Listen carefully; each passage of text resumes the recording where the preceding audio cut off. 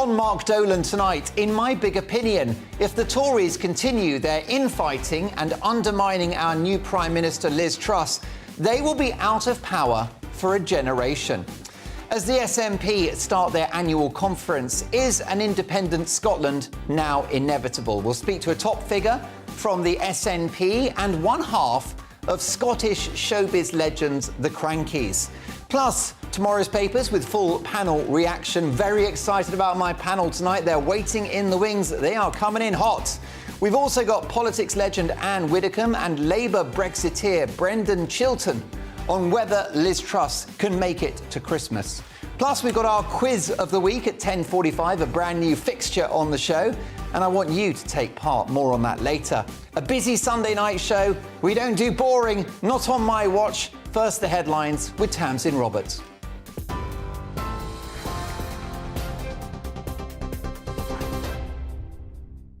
Mark, thank you. Good evening from the GB newsroom. Vigils have been held across County Donegal in Ireland today in memory of the 10 people killed in a petrol station explosion. 8 other people were injured in the blast in the village of Creesler last Friday. Police, who've now named all 10 victims, say a man in his 20s remains in a critical condition. Earlier today, Pope Francis offered his condolences to the people of Ireland. Irish authorities say the incident is being treated as a tragic accident, though investigations are ongoing. The president of the SNP says the Supreme Court will fail the people of Scotland if it doesn't allow the government to hold a second independence referendum. The Supreme Court will hear arguments this week before ruling if a prospective bill to hold another vote is within the powers of Holyrood. The Scottish Government has emphasised its intention to hold an independence referendum in October next year, regardless of the ruling. Scotland's Deputy First Minister, John Swinney, says his party's task is to engage with the people they couldn't win over in the 2014 referendum.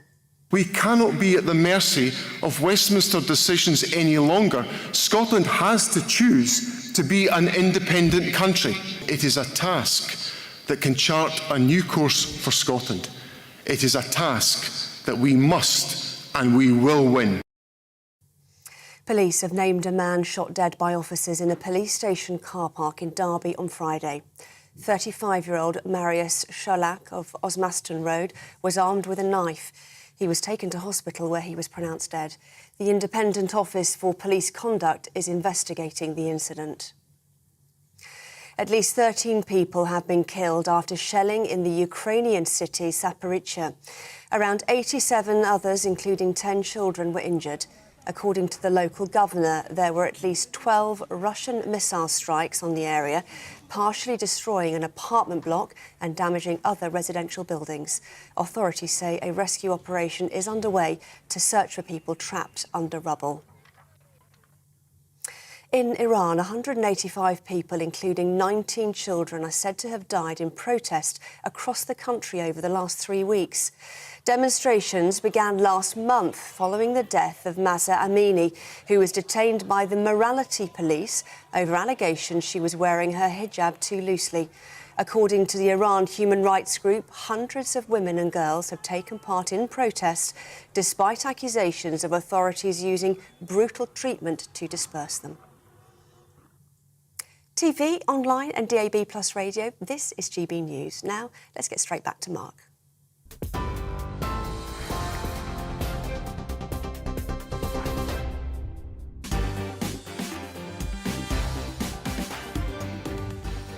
Welcome to Mark Dolan tonight. My Mark Meets guest is one of the most respected and experienced high-profile journalists in the country, Michael Crick, the maverick political reporter from Newsnight and Channel 4 News. He's also the biographer of Jeffrey Archer, Sir Alex Ferguson, and our very own Nigel Farage. That's Michael Crick, spilling the beans on some of the most significant people in the world of politics and sport, live in the studio from 10. What does he really think of our Nigel? As the SNP start their annual conference, is an independent Scotland now inevitable? We'll speak to a former top figure from the SNP and one half of Scottish showbiz legends, the Cranky. We're going to speak to Ian Tough later in the show. And with me throughout the programme is my fantastic all-star panel. Journalist and broadcaster Lizzie Zeta. Political commentator, columnist and founder of the Contrarian Prize. We like a contrarian here on Mark Dolan tonight. Goes against the grain, Ali Mirage. And last but not least, you got a sneak preview there. A brand new star on Mark Dolan tonight, making her debut. What a thrill to welcome journalist and political consultant Emma Burnell. Now, I want to hear from you throughout the show, mark at gbnews.uk. The best bit of my show is when you get in touch. Your emails are the best. And this programme has a golden rule. Do you know what that rule is? We don't do boring. Not on my watch. I just won't have it. I won't have it! So for the next 2 hours, big debates, big guests, and always big opinions. Let's start with this one.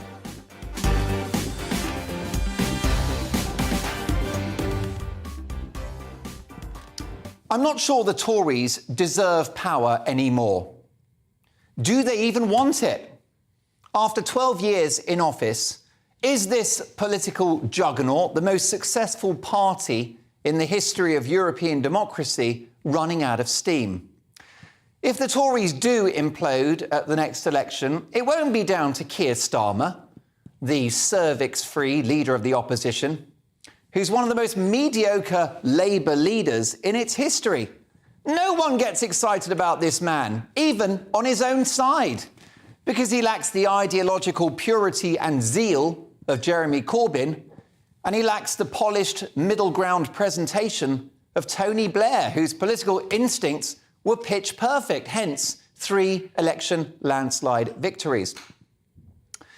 But voters may reluctantly conclude in January 2025, the date of our next expected poll, that the bang average Keir Starmer, Mr. Vanilla, a man who's neither fish nor fowl, a man who can't even define a woman even though he's married to one, is at least in charge of a party that wants to govern. Starmer's great achievement since getting into the leadership role and winning that top job has been in excavating toxic figures like Jeremy Corbyn from his party and going some way to ridding Labour of the ghost of anti-Semitism. And as Labour Party conference demonstrated just 2 weeks ago, he seems to have united the party and the wider Labour grassroots around his vision, which is more interventionist, more high tax and big state than New Labour, but more fiscally conservative than Jeremy Corbyn. He's pitched his new look Labour Party somewhere between the two men. It's my view that a Starmer administration would be bad for Britain. And notwithstanding the significant lead in the polls, I'm not convinced that Labour can form an overall majority ever again. It's my view that Starmer still lacks the X factor and cuts a figure as the leader of not just the Labour Party, but of the North London Liberal elite. Many won't forget Starmer's attempts to reverse Brexit, his support for Corbyn, or his relentless woke virtue signalling. But I do think at this rate, Labour would be the largest party in a hung parliament, meaning that whilst he's ruled out a coalition with Nicola Sturgeon, don't be fooled. He will rely on the votes of SNP MPs, as well as a few hard-left Corbynite MPs on his own backbenches, with which to govern. He will need their votes. A pragmatic arrangement so he can pass legislation and be installed in number 10 will involve a loose deal with smaller groups in Parliament, which risks potentially more extreme socialist policies, upon which the votes from the left of his party would be predicated, and it could well mean the granting of another referendum in Scotland. Nicola Sturgeon is a canny operator. She will not back Starmer in office without Indy Ref 2. And notwithstanding the threat of the breakup of the United Kingdom, another constitutional headache is headed our way, thanks to this Tory civil war. There's every chance our electoral system will change drastically. It will change drastically and permanently if Starmer leads the biggest party in a hung parliament, because the support of the Lib Dems and others will come only with a commitment to proportional representation. Now, what does proportional representation mean? Well, it basically means hung parliaments forever. political impotence, indecision and parliamentary gridlock as standard. Welcome to hell. Do those Tories plotting against Liz Truss not realise that it is they who are risking all of this? With their pathetic political party games, they are undermining our new Prime Minister and making it impossible for her to govern. It was actually Tory MPs, not Labour, who ultimately put the kibosh on the cut to the top rate of income tax, a policy which would have cost either £2 billion a year or nothing, depending on which economist you speak to, and which would potentially attract talent from around the world and reward high achievers here so that they live in Britain, spend their money in Britain and pay their taxes in Britain. Something to which this self-flagellating new look tax and spend Tory party seem opposed. At every turn, Truss has been thwarted. Her own cabinet minister, Penny Mordaunt, making policy up on the hoof last week, condemning the idea of benefits rising in line with average earnings rather than inflation. Liz Truss was considering pegging back this expensive 10% upgrade to benefits on the basis that those in work should not get a smaller pay rise than those being supported by the state.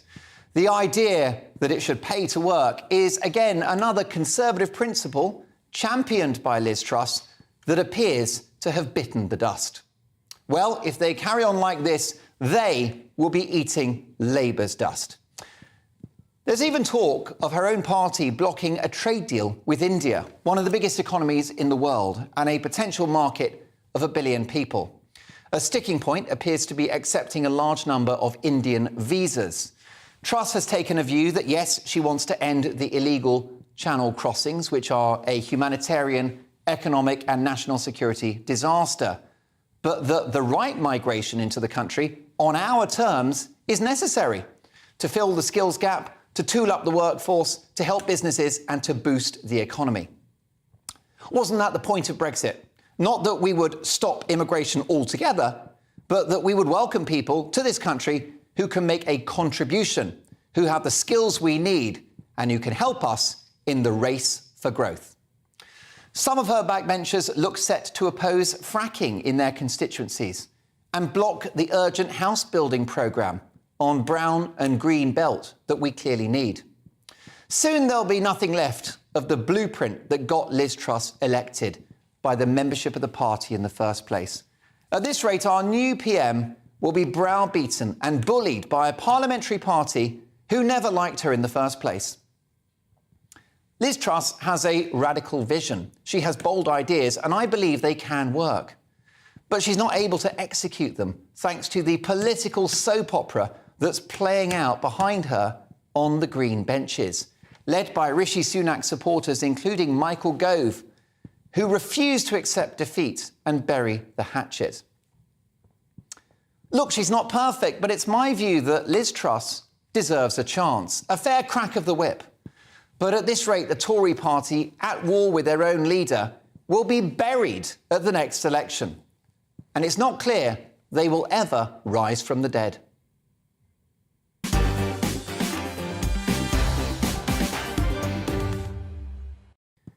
First of all, may I offer an apology to anyone that was offended by that photograph of Michael Gove. I should have warned you to look away before that happened. So what's your view? Mark at gbnews.uk.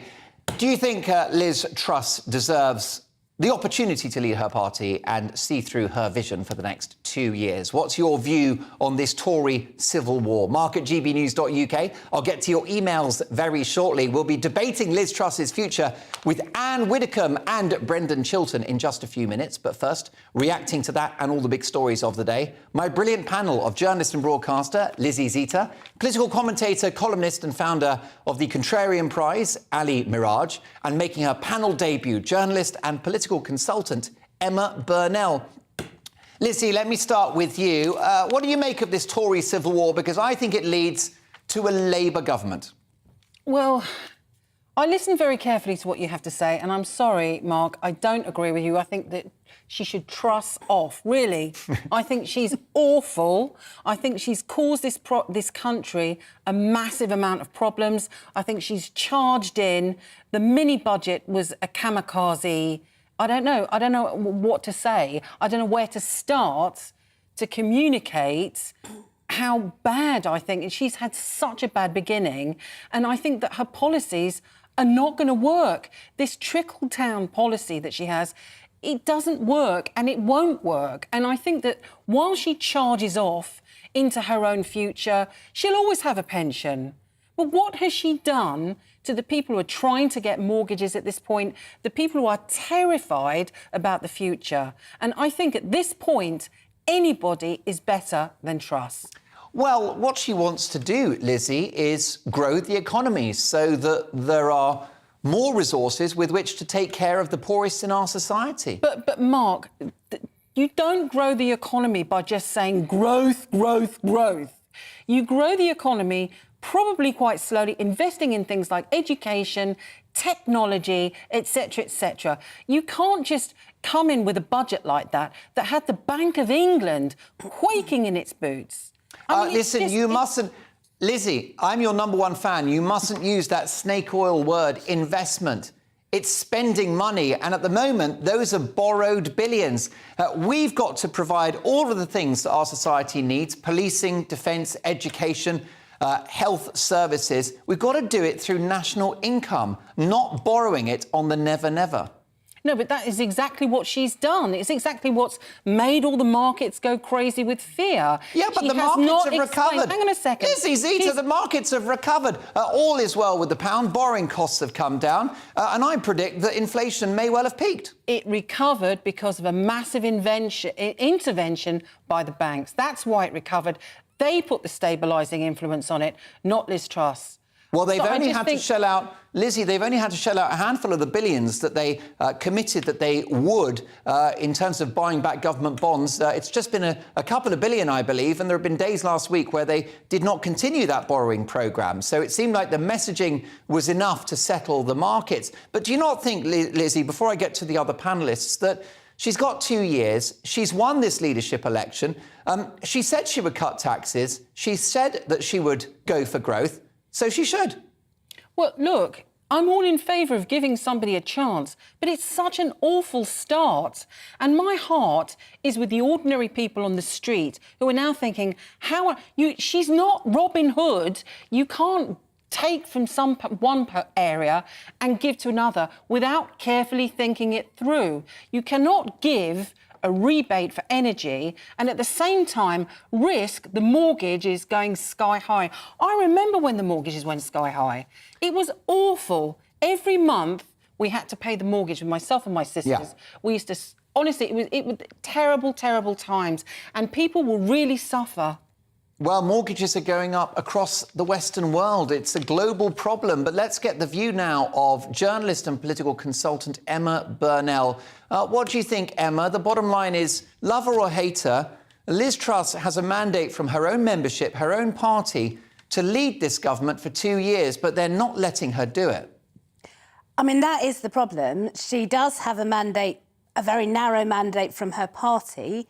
The public have really seem to have made up their minds very, very quickly. The question is whether the Conservative Party think, well, we're here now.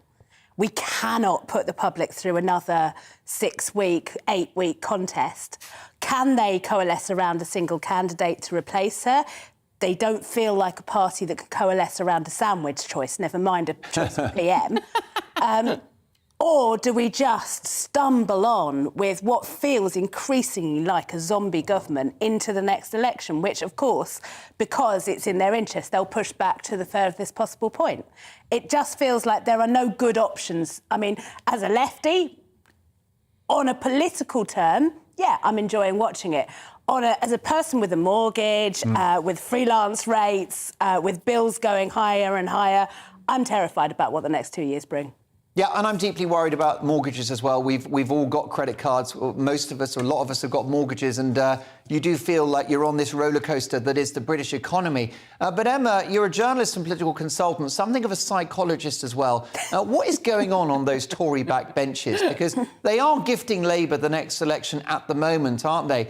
Have the Tories got metal fatigue? Are they just tired of power? I honestly, yeah, I think there's a sense of that, definitely. There is a moment that happens to political parties. I remember it happening to the Tories in the 90s. I remember it happening to Labour in the late noughties. You just get a sense that you're worn out, that you no longer have that ability to reinvigorate within power. And you convince yourselves, oh, well, look, opposition, we'll just do it for a little while and then we'll be completely renewed. And you forget that that's actually not how the public work.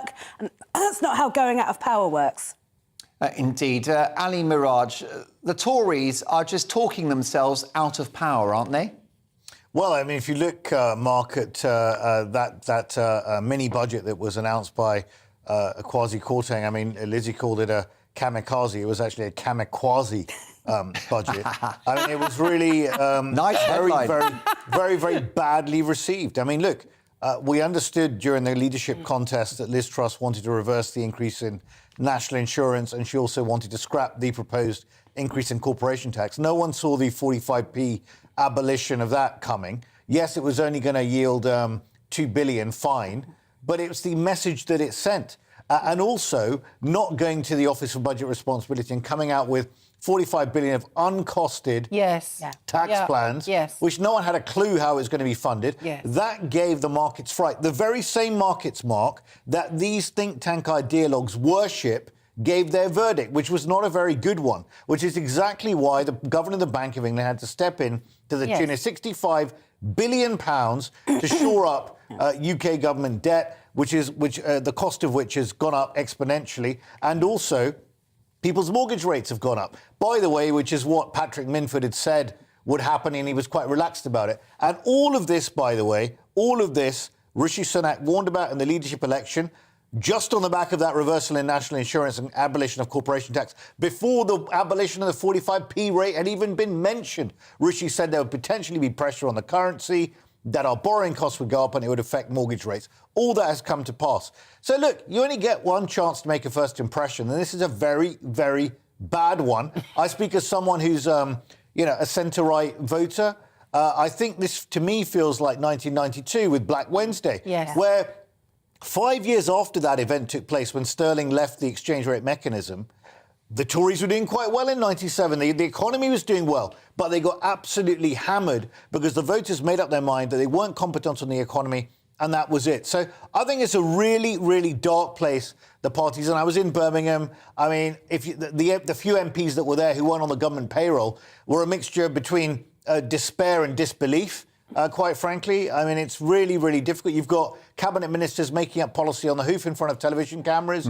You've got Penny Mordaunt talking about the fact that you need to increase benefits in line with inflation, which, by the way, I think is only fair. If you're increasing pensions in line with inflation, then you've got to increase benefits in line with it. If you're increasing pensions in line with average earnings, fine. We'll all go for average earnings. But this inconsistency that's taking place, and also, Mark, I mean, look, if you've got a situation where Hilary McGrady, the chief exec of the National Trust, no less, right? Yes. 5.7 million members, is saying that, you're upsetting members, by the way, many of whom are Tory voters. And I have to declare an interest here. I am National Vice President of CPRE, the countryside charity. Lots of Tory voters there, right, in the Shires, really upset about fracking, really upset about planning reform and potentially building on the green belt and stuff. So really, really poor. And that's before we get to investment zones, which Liz Truss wants to sort of roll out massively. Investment zones are going to mean that you're going to not have any national insurance paid by people going in there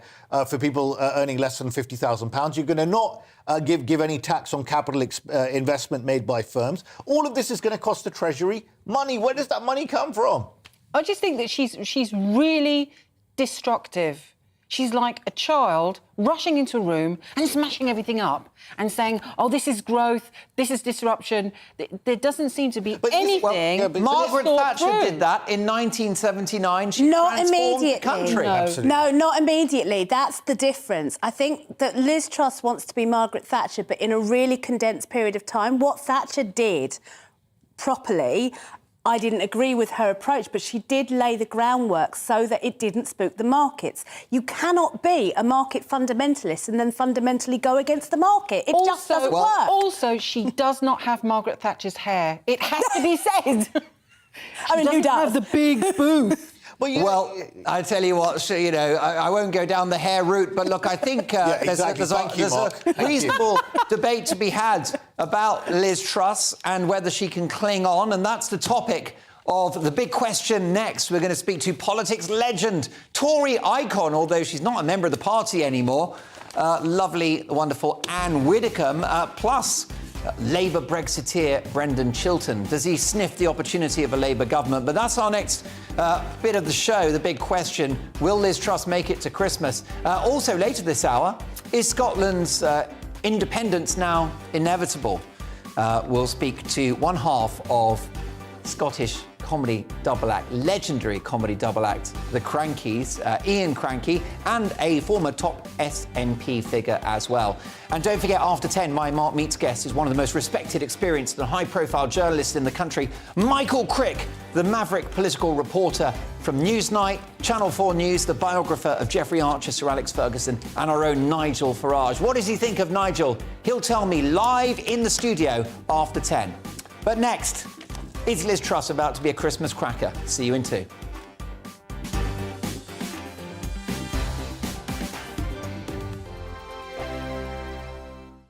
Weekday afternoons on GB News, we've got the whole of the UK covered. From 12 to 3, it's GB News Day with me, Mark Longhurst. And me, Gloria Di Piero. You'll get the very latest on everything that's been going on across our great nation. And from 3 till 6, watch out for GB News Live with me, Patrick Christys. I'm not here to mess around. With all the biggest topics and guests, you will always be up to date. GB News Day and GB News Live from 12 p.m. Only on GB News. The People's Channel, Britain's news channel. Hello there, it's Eamon Holmes here from Breakfast on GB News. We're not just on your television and your screens, you know. We're on DAB plus digital radio, so you can listen to your favourite shows on the move. If you've not yet listened to GB News Radio, it's very simple. We're on your radio player and TuneIn apps, on your smart speaker, phone or tablet, or online at gbnews.uk. Take us with you wherever you go. GB News Radio. You never have to miss a moment of the People's Channel. Join my show Farage, 7 p.m. till 8 p.m. Monday through Thursday. And there you will get opinion, analysis, debate, and I'll cover stories that nobody else dares to touch. You've been cancelled. Join the club. Oh, my goodness me. And then for the last 15 minutes, Talking Pints. We're over a drink. We have a civilised conversation with someone. We very often disagree, but we do it in a grown-up way. Come and join me on Farage. Hello, I'm Simon Evans. Join me on GB News for Headliners at 11 p.m, where I'll be joined by 2 of the country's top comedians as we take a look at tomorrow's newspapers tonight. If it's a big story, we'll be covering it, I guarantee, but we'll also have some fun along the way. That's GB News Headliners at 11 p.m. We won't put you to sleep, unlike some of the other pay-per-review shows out there. So join us, 11 p.m, 7 nights a week.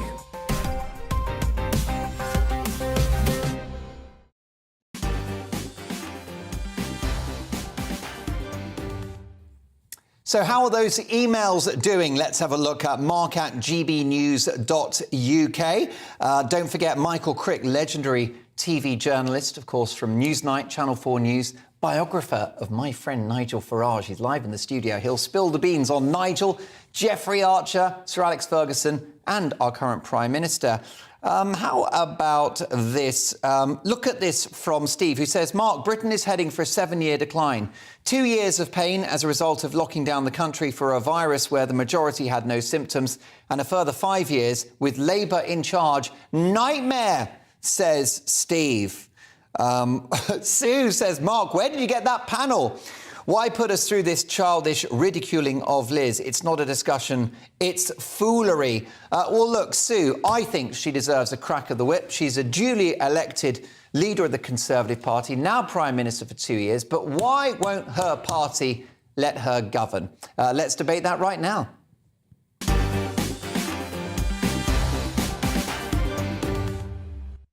Yes, indeed, it's time for the big question in which we tackle a major news story of the day. And with a party conference in Birmingham and a well-received prime ministerial address failing to end the Tory civil war, can Liz Truss recover from her current position?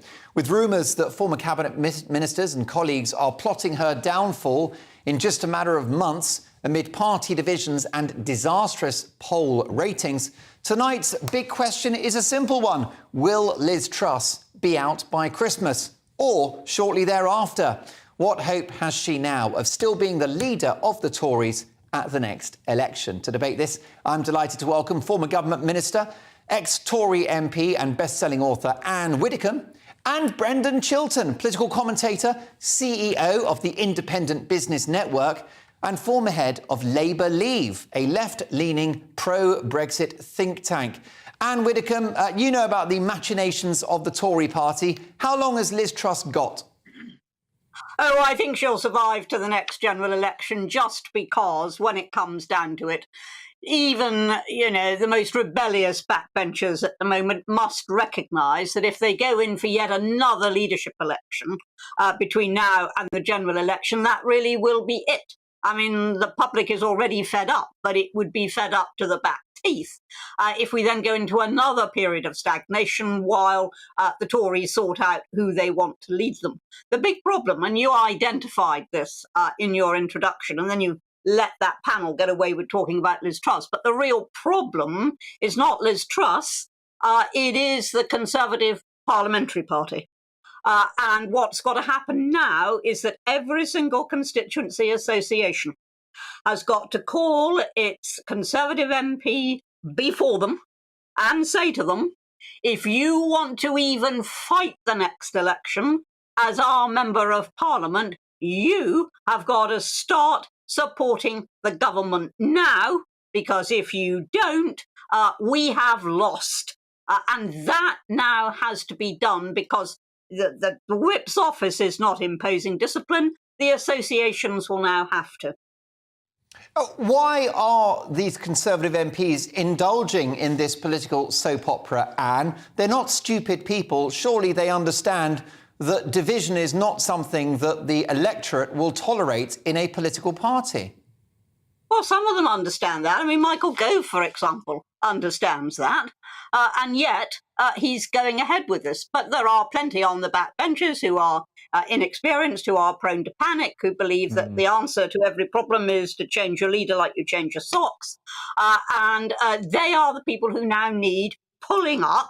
And as I say, if the parliamentary party can't impose discipline, and clearly it can't, then the associations, the party in the country has got to do it. And they actually can. They've got the ultimate power as to whether somebody stands again. I'd have Michael Gove in. Never mind that he's senior. Never mind that, he's got a long history of parliamentary service. If his contribution to the Conservative Party is going to be a massive defeat at the next general election, then he needs to be told now, drop this or go. However, Anne, can I just pick you up on that idea that Liz is more or less safe until the next election? Because isn't the root of all of this division the idea, perhaps the dream, that Rishi Sunak can be installed as an emergency leader, perhaps in the spring of next year? If these poll ratings remain as low as they currently are, do you not still think it's in the gift of backbenchers to pull that trigger?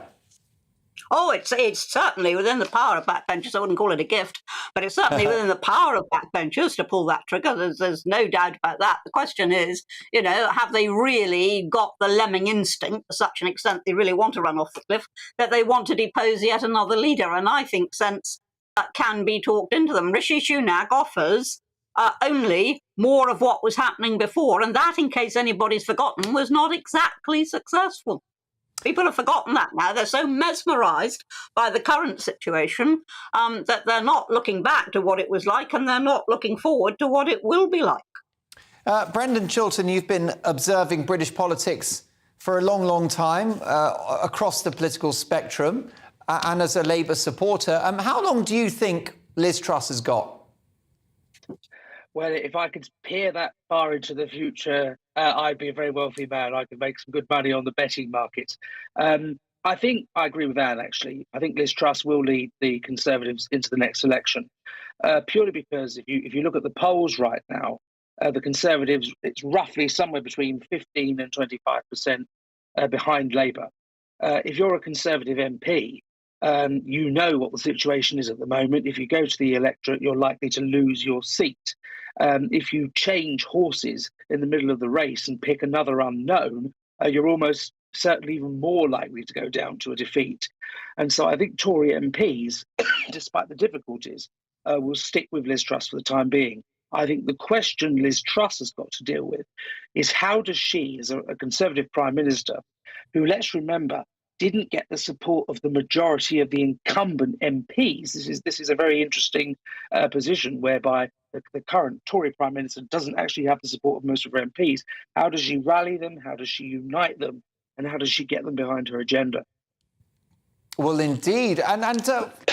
Do you anticipate, Brendan, a ceasefire on the Tory backbenches at some point when those people, the Sunak supporters who aren't willing to bury the hatchet, when they finally accept that they're not going to get their man, do you think that the Conservatives will get together? Because they do have a great survival instinct, don't they? They do indeed. And although Labour are currently enjoying 20 to 30-point poll leads, I do think they're slightly exaggerated. At the moment, if there was a general election, I think we'd be in hung parliament territory, but with Labour as the largest party. I think it's when you get closer to an election, it does focus minds. A lot of Tory MPs might be discontent at the moment. There's a lot of people that wish they were in the cabinet or were government ministers who weren't offered jobs when Liz Truss took over. And so they're going to be a bit disgruntled at the moment. They're going to be making a few noises. But we've got national elections next year across England and Wales, local elections in May. They will be, I think, be a significant point in the calendar between now and the next election. I do imagine they'll be pretty difficult for the Tories. I don't think Liz Truss is at the point yet where she'll be turfed out. I think she's, if I can put it into recent history, I think she's a bit like Gordon Brown in her first year. People are a little bit worried. They're not quite sure if she's up to it, but there are difficult challenges facing the country. And so the feeling is they should get behind her at least for the next year to see how she gets on. Well, Brendan, I just wonder whether Labour should underestimate this woman at their peril. She's only been in the job for a few weeks. In my opinion, the mini-budget was a failure of communication, not of policy. She's absolutely on top of her brief as Prime Minister. She's a detail person. She's a policy wonk. She's massively experienced, the most experienced member of the Cabinet before she became PM. She's down to earth. She went to comprehensive. She is willing to admit a mistake. I just wonder whether she's profoundly undervalued and that Labour and her critics on the right could be in for a nasty surprise in a couple of years' time. It's entirely possible, Mark. I mean, you know, anything can happen in British politics at the moment. If you look back over the last 5 years and said this is what happened, you wouldn't believe half of it, would you? Yeah. I think the problem is, on paper, Liz Truss is what you would probably have as the perfect Prime Minister. Extensive cabinet experience, very intelligent, a life before politics as well, worked her way up through the Conservative Party. The problem comes down to that first point you made, which is communication. With the best will in the world, and I think your panellists and Anne will agree with me, she's not the best communicator. You know, she had a reasonable conference speech, but she's not got the Boris factor or the Cameron factor or the Blair factor. Or Brendan, the maybe that could be her selling point. I quite like how plain and ordinary her delivery is. We had the sort of permatanned smoothie in Tony Blair. We had the sort of theatrical impresario in Boris Johnson. I quite like having an ordinary public speaker with an extraordinary talent, which I think is what Liz Truss could be. It's possible, but I think given the challenges at the moment facing the country, from the energy crisis, the mortgage crisis, housing, the war in Ukraine, there are so many things that wake up every day. You read the newspapers, you know, it's enough to make you a manic depressive. You want someone that, at the moment, I think, that's going to lift you up a bit and give you a bit of hope that actually things are going to be a bit better. Now, at the moment, you know, Liz Truss, as you say, she's an intelligent woman. She's got a plan for the economy. But I think that lack of sort of approachability, the human element, the communication element is going to be a weight round her neck. If she can sort that out, you know, she's got advisors round her, she could potentially go on to be a great prime minister. But at the moment, I think her days are numbered, and those numbers are the next 2 years. I think when we have that general election, the majority's gone.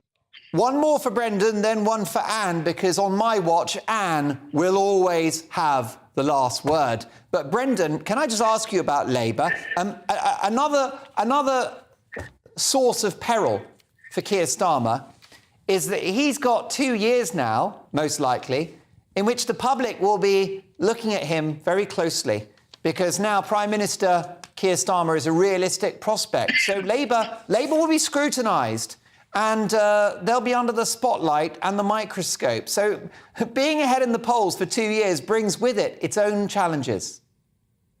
No, you're absolutely right, Mark. And I think Labour need to be much more explicit about how they will grow the economy. At the conference Labour just had, there were lots of grand targets, things like 70% home ownership, growth back in the economy, etc. Well, that's all very well and good.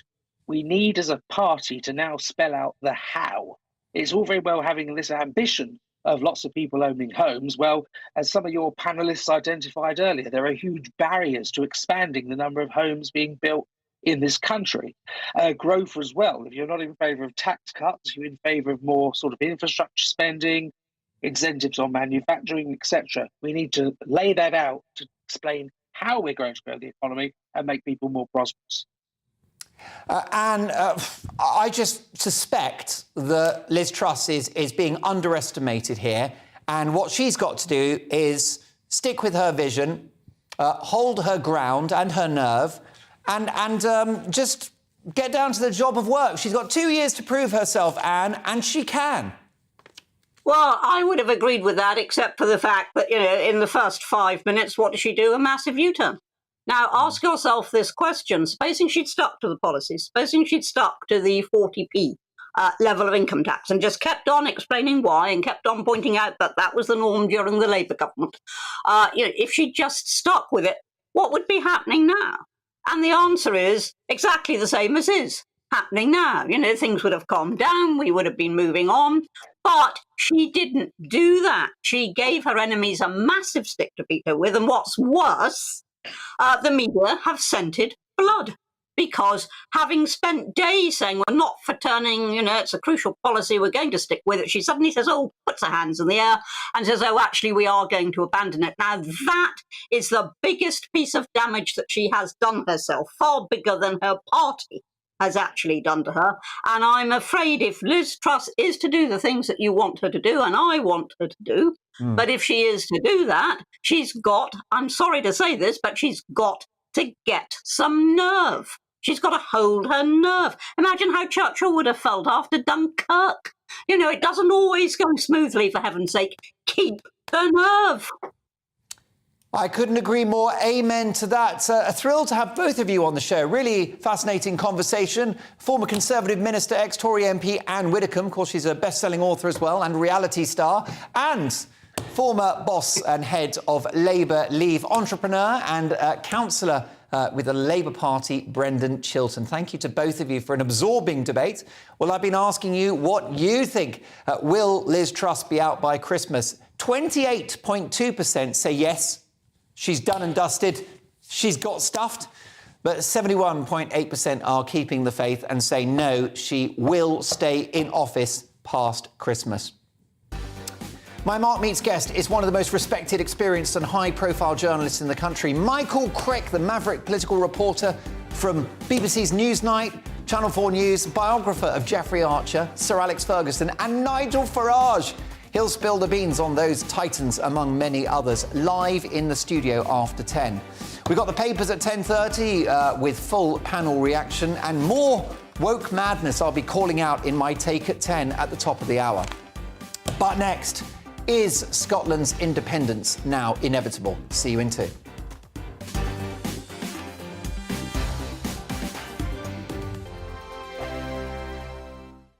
Weekday afternoons on GB News, we've got the whole of the UK covered. From 12 to 3, it's GB News Day with me, Mark Longhurst. And me, Gloria Di Piero. You'll get the very latest on everything that's been going on across our great nation. And from 3 till 6, watch out for GB News Live with me, Patrick Christys. I'm not here to mess around with all the biggest topics and guests. You will always be up to date. GB News Day and GB News Live from 12 p.m. Only on GB News. The People's Channel, Britain's news channel. Hello there, it's Eamon Holmes here from Breakfast on GB News. We're not just on your television and your screens, you know. We're on DAB plus digital radio, so you can listen to your favourite shows on the move. If you've not yet listened to GB News Radio, it's very simple. We're on your radio player and TuneIn apps, on your smart speaker, phone or tablet, or online at gbnews.uk. Take us with you wherever you go. GB News Radio. You never have to miss a moment of the People's Channel. Join my show Farage, 7 p.m. till 8 p.m. Monday through Thursday, and there you will get opinion, analysis, debate, and I'll cover stories that nobody else dares to touch. You've been cancelled. Join the club. Oh my goodness me. And then for the last 15 minutes, talking pints. We're over a drink. We have a civilised conversation with someone. We very often disagree, but we do it in a grown-up way. Come and join me on Farage. Hello, I'm Simon Evans. Join me on GB News for Headliners at 11 p.m, where I'll be joined by 2 of the country's top comedians as we take a look at tomorrow's newspapers tonight. If it's a big story, we'll be covering it, I guarantee, but we'll also have some fun along the way. That's GB News Headliners at 11 p.m. We won't put you to sleep, unlike some of the other paper review shows out there. So join us, 11 p.m, 7 nights a week.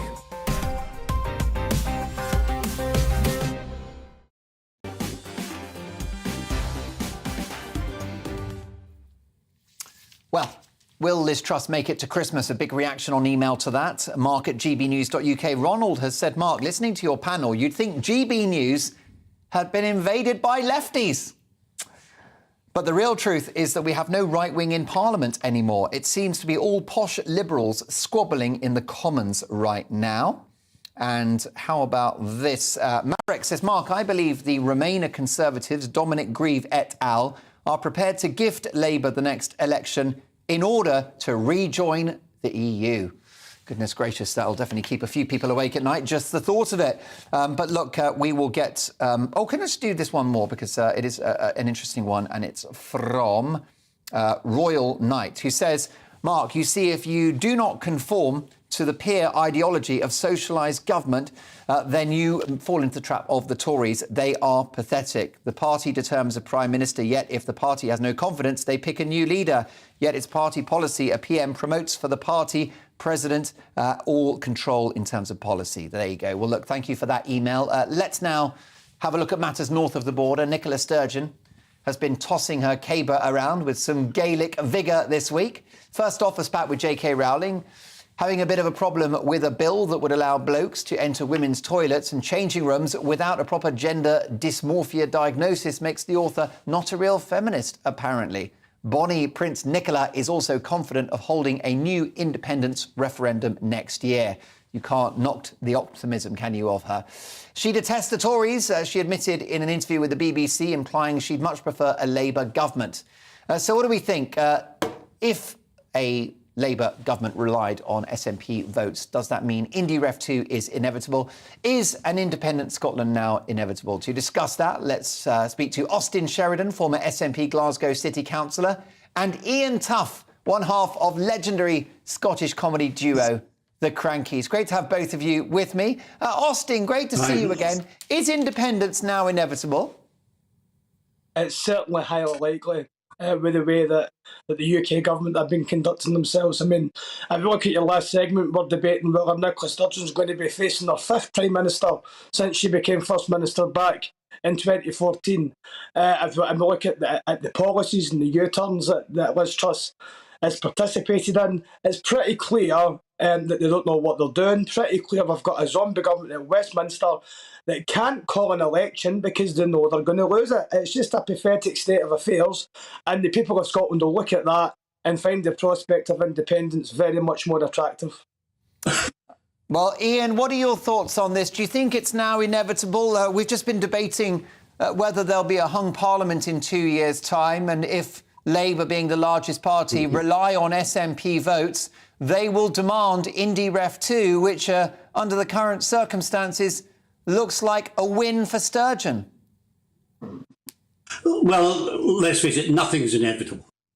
We've seen that the way the government's handling itself at the moment. However, I think eventually the Scottish people will see the light and realise that it would be a big mistake to go for it. I mean, look at the state of things in the world at the moment. We've got a madman over there in Russia talking they're going to bloody blow us up with atomic weapons, and she's talking about getting rid of all those and getting rid of any form of atomic power and rely on the blinking wind. But she did admit that we'd have to open some gas power stations because when the wind doesn't blow, we've no electricity. So I think eventually the people, the mass, will see it's not going to work. It's just crazy. So, no, I don't think it's inevitable. I think by the time it comes, she may go for a vote. She may break. I think this week the courts will say you're not allowed to do it. She may go over that. And as you say, next election, treat it as a referendum. But that won't stand because it's not a referendum. Well, there you go. Interesting there. Reading between the lines, Austin, of what Ian's just had to say there, I don't think he fears a second referendum because he doesn't think the Scottish people would be foolish enough to vote for independence. Well, it would seem that the Unionist parties fear a second referendum because if they believed that we couldn't win, I don't understand why they would be so determined to block the will of the Scottish people, and the will being that the Scottish Parliament elected the largest pro-independence majority parliament since its establishment in 1999. But then we look at the trends towards independence as well, and it's quite interesting what Ian's saying because it's just absolute nonsense that the trend for independence, support of independence, has only ever consistently grown. And even if we look at the Scottish Attitude Survey, which is like the gold standard of surveying opinions of people in Scotland, 52% in that survey support Scotland becoming an independent country, the highest that it's ever been. So I'm not entirely sure what trend pattern Ian's looking at, but it's certainly not any trend pattern. Well, if you're going by polls, only 30% of the Scottish population agree that government has done a good job. Well, in fact, I don't go by polls. They've done a dreadful job. Austin, let Ian finish. Don't be such a cranky. Ian. Yeah, you can't take one poll and say, well, that's what, and ignore the other poll. They're not happy with the government. Now, if you get independence, you've got to put the same people back. Yourself's got to go. You're no use. You can't run the country. It's in a bloody mess. I don't go by polls. I go by election results. And consistently, since 2010, the SNP has won every single election in Scotland. The Scottish people elected a pro-independence majority parliament in 2021, a majority of MSPs that support a second referendum. That is the fact of the matter. Yes, I agree with you there. That's an election result. But you can't say that the Scottish population totally agree with independence just because they voted for SNP. They had nobody else to vote for. Ian, how do you see this panning out? For a multi-party democracy. People had plenty of parties to vote for, and they chose to vote for a pro-independence majority parliament. That is a fact of the matter, not an opinion poll, but a fact. OK, Ian, can I just ask you whether you think perhaps it's worth calling Nicola Sturgeon's bluff and having a referendum in order to lance the boil? Because if you think it's such a bad idea, the idea of independence, why not give Scotland the vote? They say no, and that would end Nicola Sturgeon's career. What do you think, Ian? Lance the boil. Toss the caber. Definitely. I would stand by my predictions, and I think you would lose. Well, the last poll said you would. I think it was 58% to 47, wasn't it? The last one that was taken a few weeks ago. OK. Final word, Austin? Mark, you're right. Mark, you're right. But I mean, if we're going to have this debate, people have voted to have a referendum, and that's exactly what the SNP have been saying all along. Is that if When do they this argument, if they are so confident that Scotland doesn't want to be independent, then why are they so scared to go to the Scottish people with the question? Because the people of Scotland voted to have the question in 2021 in the Scottish Parliament. First of all, if you're going to go to the people of Scotland, I think you need some decent policies to put to them. Like how you your finance it, how are you going to power it, how are you going to get the hospital back to work, how are you going to build ships. There you go. Two Scotsmen that love their country but disagree strongly about its future. My profound thanks to Austin Sheridan, former SNP Glasgow City Councillor, and comedy legend Ian Tuff, one half of the legendary Scottish comedy duo The Crankies. And Ian, send our love to Jeanette as well. Look forward to seeing you in the studio She's out soon. at the moment doing a personal appearance as Nicola Sturgeon. Nicely done. Someone's got to pay the bills. Great to have you on as well, Austin. Catch up soon. Let's bring my brilliant panel in, if we can. Lizzie Zita, Ali Miraj and Emma Burnell. So, Emma, what do we think? Is independence inevitable now? Do we just have to accept it? I don't think it is inevitable at all. I think Ian is, and can I just say, it is fan-dubby-dozy to be on a show with Ian. I couldn't resist. You look I'm sorry. starstruck. I was so starstruck. That's like my whole childhood. All I want to do is carry a bunch of cabbages around now. And all I want is a woman dressed as a schoolboy sat on my knee. Well, all our dreams can come true. Is a translator, because I got very little. Well, I lived in Edinburgh for 4 years, so I got every word. I'll send you a fact sheet later. Thank you. But I think the honest truth is what the SNP really, really want is to keep the question of an independence referendum alive without ever actually being the dog that catches the car. Because that's their leverage. It's their leverage. It's what keeps their voters voting for them. They are failing Scotland a lot in terms of their delivery. They're failing on health, they're failing in education, they're failing on drug deaths. There are so many things that they should be talking about in Scotland, but as long as they can keep distracting people with this Westminster's telling you can't have a referendum, as long as that keeps working for them politically, then they don't have to answer any of those much more difficult questions. And that's not on. It's not fair for our Scottish people. I love Scotland. I spend a lot of time there, and it's not right that it's become this second-class democracy where all it matters is whether you have this constitutional question and not whether you're actually delivering for the people. Yes, Ali, this is the issue, that Scots are worried about the pound in their pocket, about heating their homes this winter, not constitutional issues, especially ones that could weaken Scotland if they were to go it alone. Well, certainly I think that the SNP government should be focusing on delivering for its people in the immediate term. But also more broadly, Mark, I think that the landing strip for Nicola Sturgeon is actually ebbing away. Her best solution, or her best scenario rather, would have been a minority Labour government where the Labour government would have been reliant on SNP votes in a confidence and supply agreement, and the price of that confidence and supply would have been a second referendum on the question of independence. At the moment, the Tories are doing so badly, we may end up with a majority Labour government, and they will not give a second referendum to the Scots. And also, the Labour Party is doing a lot better in polls now than it has done for years, polling 30% right now. The only question I would love to ask Nicola Sturgeon, there are two questions that everyone should ask the Nationalists. One, what currency are you going to have post-exit, right? You go. And two, are you going to put a border up at Berwick-upon-Tweed? There you go. Now, there's two big questions. And how would the EU handle that conundrum if they joined the Eurozone? We'll hear from Lizzie Zita in that very shortly as well. But my Mark Meets guest next is author, biographer and broadcaster Michael Crick from Newsnight, Channel 4 News. He's written biographies on Sir Alex Ferguson, Jeffrey Archer and Nigel Farage. What does he think of our Nigel? He's live in the studio after 10, plus my take at 10. When did protecting children make you a bad person? Plus the papers with full panel reaction at 10:30. A very busy hour to come. See you in 2.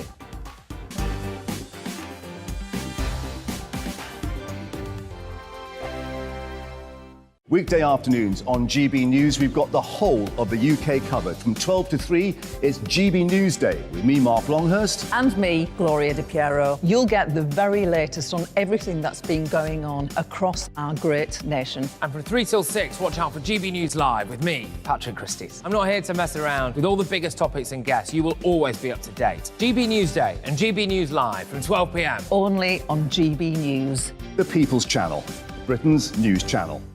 Hello there, it's Eamon Holmes here from Breakfast on GB News. We're not just on your television and your screens, you know. We're on DAB plus digital radio, so you can listen to your favourite shows on the move. If you've not yet listened to GB News Radio, it's very simple. We're on your radio player and TuneIn apps, on your smart speaker, phone or tablet, or online at gbnews.uk. Take us with you wherever you go. GB News Radio. You never have to miss a moment of the People's Channel. Join my show Farage, 7 p.m. till 8 p.m. Monday through Thursday. And there you will get opinion, analysis, debate, and I'll cover stories that nobody else dares to touch. You've been cancelled. Join the club.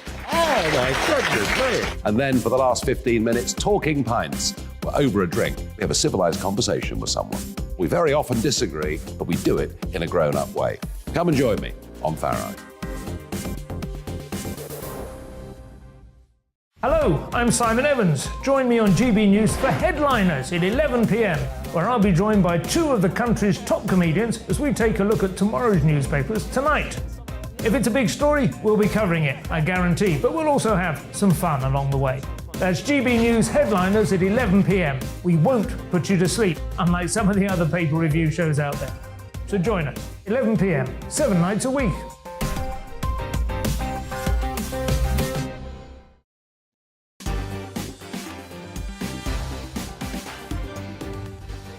It's 10 o'clock and this is Mark Dolan tonight. My Mark Meets guest is one of the most respected, experienced and highly profile, well-known journalists in the country. It's Michael Crick, the maverick political reporter from, of course, BBC's Newsnight, Channel 4 News and the biographer of Jeffrey Archer, Sir Alex Ferguson and our very own Nigel Farage.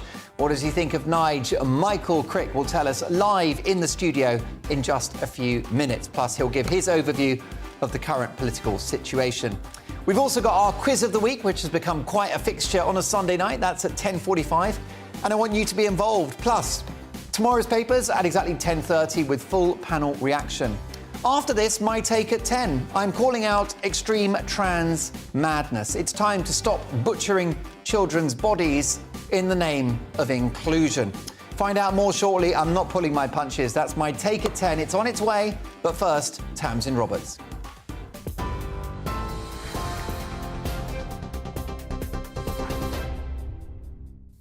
Mark, thank you. Good evening from the GB newsroom. Vigils have been held across County Donegal in Ireland today in memory of the 10 people killed in a petrol station explosion. 8 other people were injured in the blast in the village of Creesler last Friday. Police, who've now named all 10 victims, say a man in his 20s remains in a critical condition. Earlier today, Pope Francis offered his condolences to the people of Ireland. Irish authorities say the incident is being treated as a tragic accident, though investigations are ongoing. The president of the SNP says the Supreme Court will fail the people of Scotland if it does not allow the government to hold a second independence referendum. The Supreme Court will hear arguments this week before ruling if a prospective bill to hold another vote is within the powers of Holyrood. The Scottish Government has emphasised its intention to hold an independence referendum in October next year, regardless of the ruling. Scotland's Deputy First Minister, John Swinney, says his party's task is to engage with the people they couldn't win over in the 2014 referendum. We cannot be at the mercy of Westminster decisions any longer. Scotland has to choose to be an independent country. It is a task that can chart a new course for Scotland. It is a task that we must and we will win. Police have named a man shot dead by officers in a police station car park in Derby on Friday. 35-year-old Marius Cholak of Osmaston Road was armed with a knife. He was taken to hospital where he was pronounced dead. The Independent Office for Police Conduct is investigating the incident. At least 13 people have been killed after shelling in the Ukrainian city Zaporizhzhia. Around 87 others, including 10 children, were injured. According to the local governor, there were at least 12 Russian missile strikes on the area, partially destroying an apartment block and damaging other residential buildings. Authorities say a rescue operation is underway to search for those trapped under rubble. In Iran, 185 people, including 19 children, are said to have died in protests across the country over the last 3 weeks. Demonstrations began last month following the death of Mahsa Amini, who was detained by the morality police over allegations she was wearing her hijab too loosely. According to Iran Human Rights Group, hundreds of women and girls have taken part in protests, despite accusations of authorities using brutal treatment to disperse them. TV, online and DAB+ radio, this is GB News. Now it's back to Mark.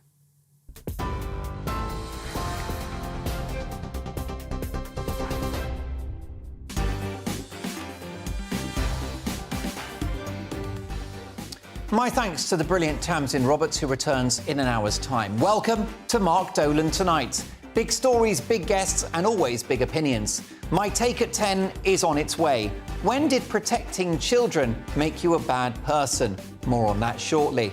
My Mark Meets guest is one of the most respected, experienced and high-profile journalists in the country, Michael Crick, the maverick political reporter and biographer of Jeffrey Archer, Sir Alex Ferguson and Nigel Farage.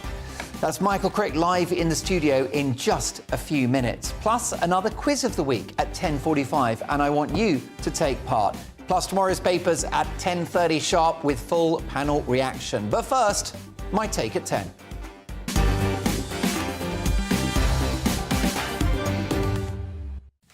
If I'd told you even 10 years ago that children with psychological disorders, depression, bipolar or even autism, would be set upon a path of changing their gender as the solution, you'd have thought I'd lost the plot. Welcome to 2022, where we have indeed lost the plot. But the tide may be turning. Health bosses have told frontline staff not to publicise the work of the transgender rights charity Mermaids in information material for patients, following a series of controversies involving the group. Black Country NHS Integrated Care Board has written to all of its primary care staff, urging them on safeguarding grounds not to signpost to this charity at this time and remove references to them in any support materials they may have. The leadership of Mermaids, a charity set up to support families of trans children, youngsters who believe they're in the wrong body or who have been convinced that they are, well, they've been invited to parties at number 10 Downing Street, and they've even given evidence to MPs. Writing in today's Telegraph, Nikki DaCosta, former Director of Legislative Affairs at Downing Street, points out that Mermaids has been lauded by celebrities like Emma Watson and has received National Lottery funding and major corporate sponsorship. All have given their stamp of approval, she writes, helping take Mermaids from a charity receiving about £100,000 in 2017 to almost £2 million last year. Now, the issue is not the rights of trans people or empathy, understanding, support and recognition, which are of huge importance. The issue is something called gender ideology, which questions altogether the idea that there are two biological sexes. Now, gender ideology is a difficult idea to sell, given that it's not true. Biological sex is a matter of scientific fact. And even the most cursory glance at a biology textbook will tell you just that. Don't take my word for it. Here are the words of one of the world's leading fertility experts, Professor Robert Winston, speaking on the BBC's Question Time programme. I will say this categorically, that you cannot change your sex. Your sex actually is there in every single cell in the body. You have a chromosomal sex, you have genetic sex, you have hormonal sex, you have all sorts of different kinds of psychological, brain sex, they're all different. Well, unfortunately, you can't say this publicly. This is one of the big problems. Even saying this on this programme undoubtedly will result in my getting a huge amount of hate mail. It always does. So there you go, you cannot change sex. But why let the facts get in the way of what has become a terrifying religion, the Church of Woke? Mermaids has found itself in hot water for allegedly sending children and young people medieval-style chest-flattening devices. That's right, chest-flattening devices that stop their breasts growing. And they've been encouraging them to take chemical medications called puberty blockers, literally designed to stop puberty in its tracks. Last month, The Telegraph reported that Mermaid's online help centre had inaccurately told children as young as 13 that puberty-blocking medication was safe and, wait for it, totally reversible. The NHS and other leading medical bodies across the world challenged this. The US Food and Drug Administration recently slapped a warning on puberty blockers, noting a risk of serious side effects, including brain swelling and vision loss. Using chemicals to stop the body developing into its adult state. What could possibly go wrong? Well, what could go wrong is a potential generation of detransitioners. What are they? People who, whilst a child or teenager, changed their bodies irreversibly, only to regret their decision, and who now seek to go back to the gender into which they were born. Except that now they have a legacy of mental damage and their bodies often left unrecognisable, unable to have a normal sex life, and thanks to the butchering of the surgeon's knife, often unable to start a family. This is progress, is it? But it gets worse. It's been revealed that Jacob Breslow, one of Mermaid's former trustees, was chucked off the board for his previous sympathetic comments about, wait for it, paedophiles, who woke nutters like this man often refer to as minor attracted children. Breslow spoke at an event held by an organisation that provides professional services to help paedophiles live in truth and dignity. I know where I'd like them to live, and that's in jail. But that's the extreme end of woke ideology, folks, on the side of paedophiles. Minor attracted adults. Welcome to hell. For the corporations, the politicians and the media outfits who blindly accepted trans ideology, particularly in relation to its impact on children and young people, there will be a day of reckoning. And just watch as companies and celebrities rapidly disassociate themselves from the likes of mermaids as the truth about what's happened comes to light. There are myriad reports of gender non-conforming kids who very often simply turn out to be gay, being set on the path of transition, when all they actually were is same-sex attracted. Which is why, in relation to trans ideology, many gay people feel they're being erased in the same way that women do. Don't forget, lesbians are now being told by these extremists that if they're not attracted to a trans woman, that's a biological male calling himself female, then they're a bigot. Take that dick, sister, or you're not an ally. The government and the authorities must now urgently act to protect kids and young people from the Church of Woke. It's time to transition away from this dangerous madness.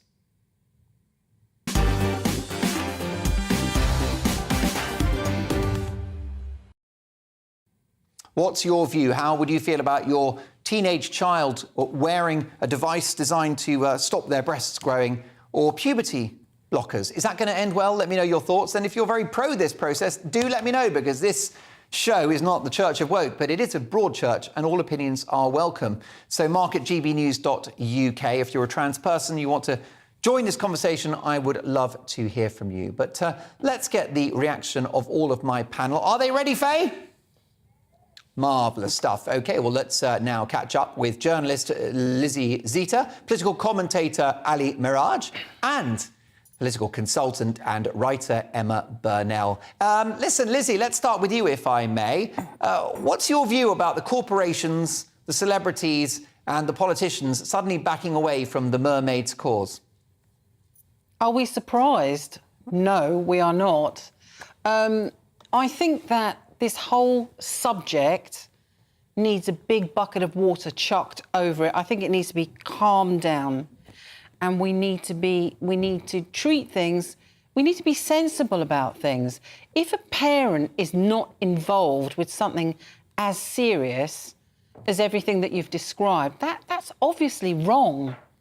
And also, I hate to say, to stop the development of breasts, that's really crazy. It's a bit like the Chinese used to bind feet. Is that where we're at in 2022? I don't know. I just think that all the compassion for trans people... Listen, I worked in the fashion industry. We don't care what people's sexual orientation is, and we never have. And we were doing this years ago, before it ever became trendy, before all the celebrities jumped on it. We were working day in, day out with people who used to come in, men used to come in with a complete complement of makeup in a fabulous dress, and all we'd say is, where did you get your shoes? So, you know, there is a lot of compassion, but at the same time, to do with kids, if somebody was speaking to my child, I'd be on their doorstep. I'd be furious without my consent. That's just wrong. Do you think, Ali Miraj, that the government and corporations should do more due diligence on organisations like Mermaids, who it's alleged in an exclusive by the Daily Telegraph have advised young people that puberty blockers are entirely reversible? And it's alleged in that same investigation that these devices to stop breasts growing were sent to teenagers out with the knowledge of their parents. Well, I'm with Lizzie on this. I think this is utterly scandalous, quite frankly. We're dealing with kids here. We're dealing with kids as young as 12. I mean, look, kids in that phase of their lives are developing both emotionally and physically. I mean, what are we saying, right? So you've got a young girl who's like a tomboy who climbs trees is suddenly going to then be encouraged to transition to become a male. Why? I mean, they might end up totally just go through a phase and actually become a female model. We don't know what we're doing at this particular point. There are specific cases where, and it must be very traumatic for the individuals involved, where they genuinely feel that they are not in the right sex. Now, that requires emotional support. Yes. Requires very delicate and careful and sensitive intervention if that's required, and full and utter parental involvement in that decision. We're talking about children here. They're children for a reason. They can't make these decisions on their own. These are potentially irreversible decisions. And you made the point, Mark, you could also have a situation where you have a number of people then effectively taking legal action and suing people for getting them into this in the first place, so detransitioning later.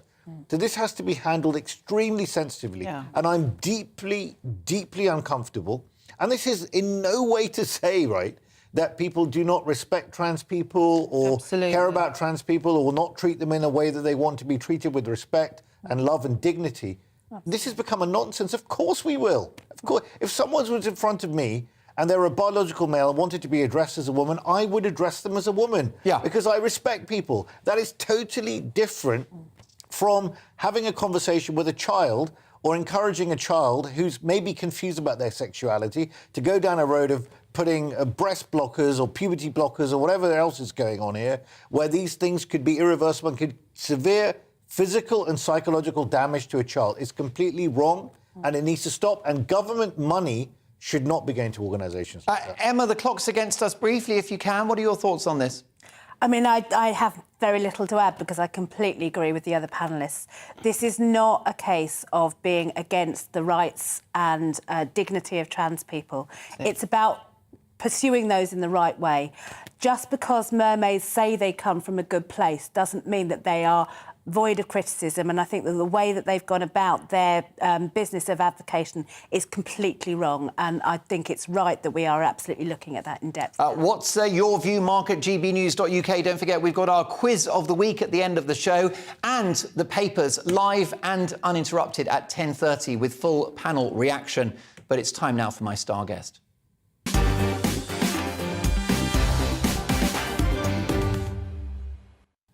It's time now for Mark Meets, in which I speak to the biggest names in the world of politics, showbiz, business, sport and beyond. Tonight, one of the most respected and experienced journalists in the country, Michael Crick, legendary political reporter at the BBC, including a long and revered stint at Newsnight, followed by Channel 4 News. He's also the best-selling biographer of Jeffrey Archer, Sir Alex Ferguson, and our very own Nigel Farage. What does he think of Nige? Michael Crick, welcome to GB News. Thanks very much indeed, Mark. I'll hold fire on the Nigel question for starters, but let's talk about your career. You're a very versatile man. There are lots of things you could have done, and you were courted, I believe, by the Labour Party at one point as a potential parliamentary candidate. So why journalism and not politics? Well, until about the age of 30, that was my plan, to start off in journalism and then leap into politics. But I suppose the Labour Party in the 1980s was, pretty left-wing. I mean, Tony Blair managed it, but I don't have his skills. And I was approached about the possibility, only the possibility, of being the candidate for Labour in a by-election in Bootle on Merseyside. It was, at the time, was the safest Labour seat in England. Right. And, in fact, it was the second by-election they had in 1 year. Kinnock the leader? Yes, Neil Kinnock was the leader. And, well, it's difficult for me, a Mancunian, to go and a supporter of Manchester United, to go and become an MP on Merseyside. It was clear that the Bootle Labour Party were at war with each other. Frankly, my wife, my then wife, didn't really. She'd worked in Liverpool, didn't fancy going back to Merseyside, and so I had 24 hours to make my mind up, and I decided against it. And I then knew that this was the turning point in my life. That actually, if I wasn't going to go for Bootle, I wasn't really going to go anywhere. And I really, after 10 years as a journalist at that stage, I decided I prefer journalism, and I don't really regret that. I mean, occasionally I have a twinge thinking, gosh, maybe I could have been a minister. But I suspect I would have just been a troublesome backbencher and got nowhere, because we wouldn't have been willing to suck up to either Tony Blair or Gordon Brown, which is what one had to do in the years that Labour was in power. Instead, you were a troublesome journalist, a wonderful disruptor. And I think I became a better journalist after that, because I wasn't worrying about, it was wrong of me. You didn't have to worry about blotting your copybook. Exactly, yeah. And you weren't going into, the ref wasn't going to give you a yellow card. I think I'm mixing my metaphors, but you get the point. So, wonderfully tenacious interviewer and reporter, very dogged. Where does that come from? I don't know, really. You're a scrapper. Do you like a fight? Yeah, I think, one of the things I think in my character is that I have this, it's a strange thing. I've got triplet sisters, and they're 2 years younger than me. And I think growing up with them around... outnumbered? I was outnumbered, but I had to, fight my corner. And I think I managed to survive, at least. I think it made me a more aggressive person. I think at times I was too aggressive. I mean, looking back on some of the things I did go a bit too far. I've perhaps mellowed a bit in recent years, but I think that was a factor. Yeah. But I think you were chasing the story and you were chasing the truth, weren't you? Well, I like to think I was, and sometimes I found it, and sometimes I didn't. And I think I think we have a duty as journalists to put people on the spot, politicians, people in power, to get them to account for themselves. But we've got to do it in a courteous manner, I think. And we've got to do it, I think, the other consideration is we've got to do it in such a way as that we don't want to put them off going into politics. We need good people in politics. You only have to look at the current government to see, they're desperately short of good people. Labour are short of good people as well.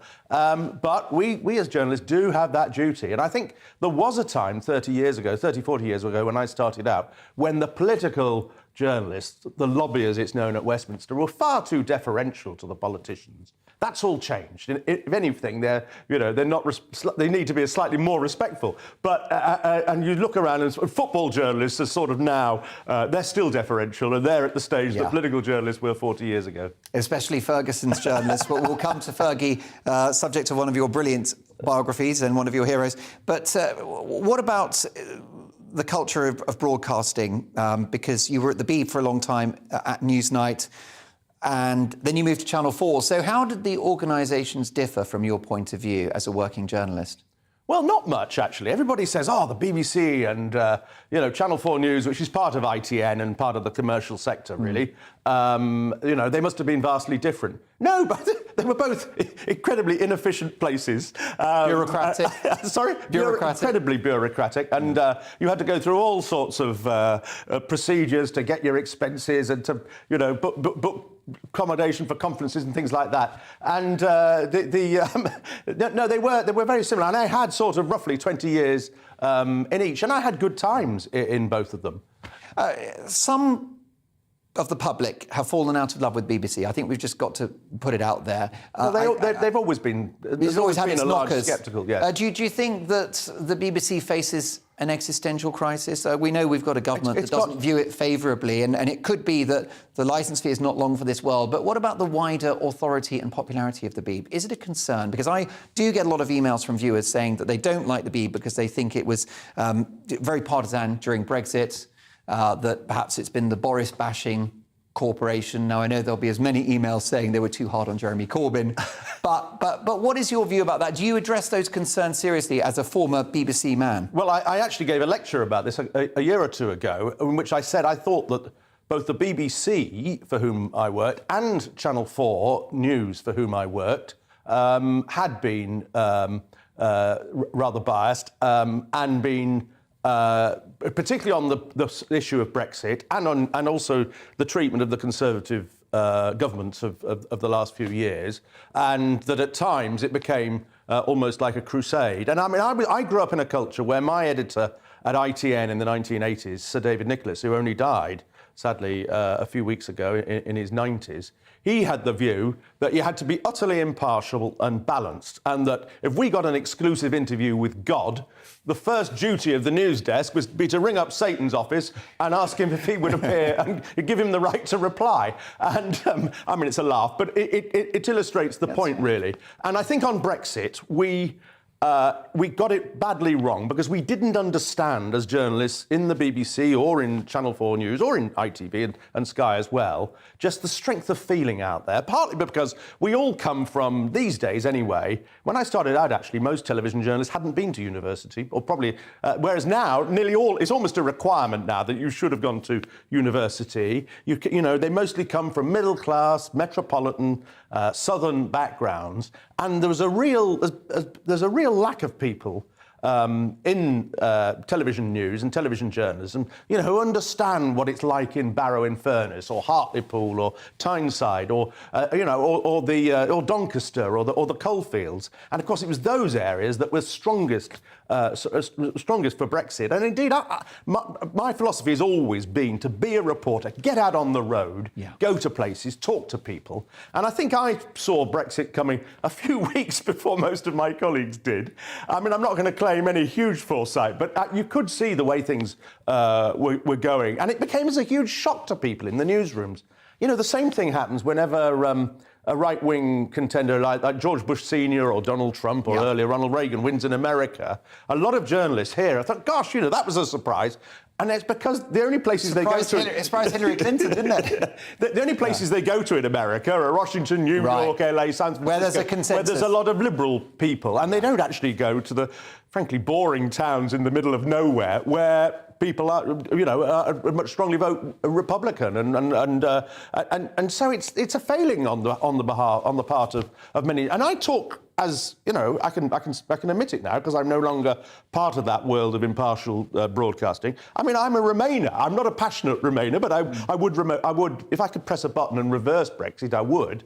But I do think we were unfair in a lot of that debate. And there was a bias against Brexit in broadcast. I think it's been corrected, a lot of it, since, certainly by the BBC more recently. And I think you see the same kind of biases in another area where I'm active, which is in higher education, that there are people in higher education these days who do support Brexit, and they do support they do vote Conservative, but they keep quiet about it. Yeah. And you know, I saw the same in television. And if there are people in an institution who feel they have to keep quiet about their true views, that is really worrying, I think, in a liberal society. It's a bad place. It's bad for the media, bad for plurality, and bad for our democracy. Yeah. I completely agree. Pluralism is my watchword. These forces about which the sort of metropolitan elite, as it were, are so ashamed will only get stronger if silenced.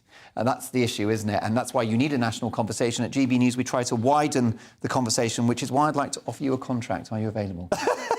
Well, you see, the problem is... Look at you, wriggling on the line. No.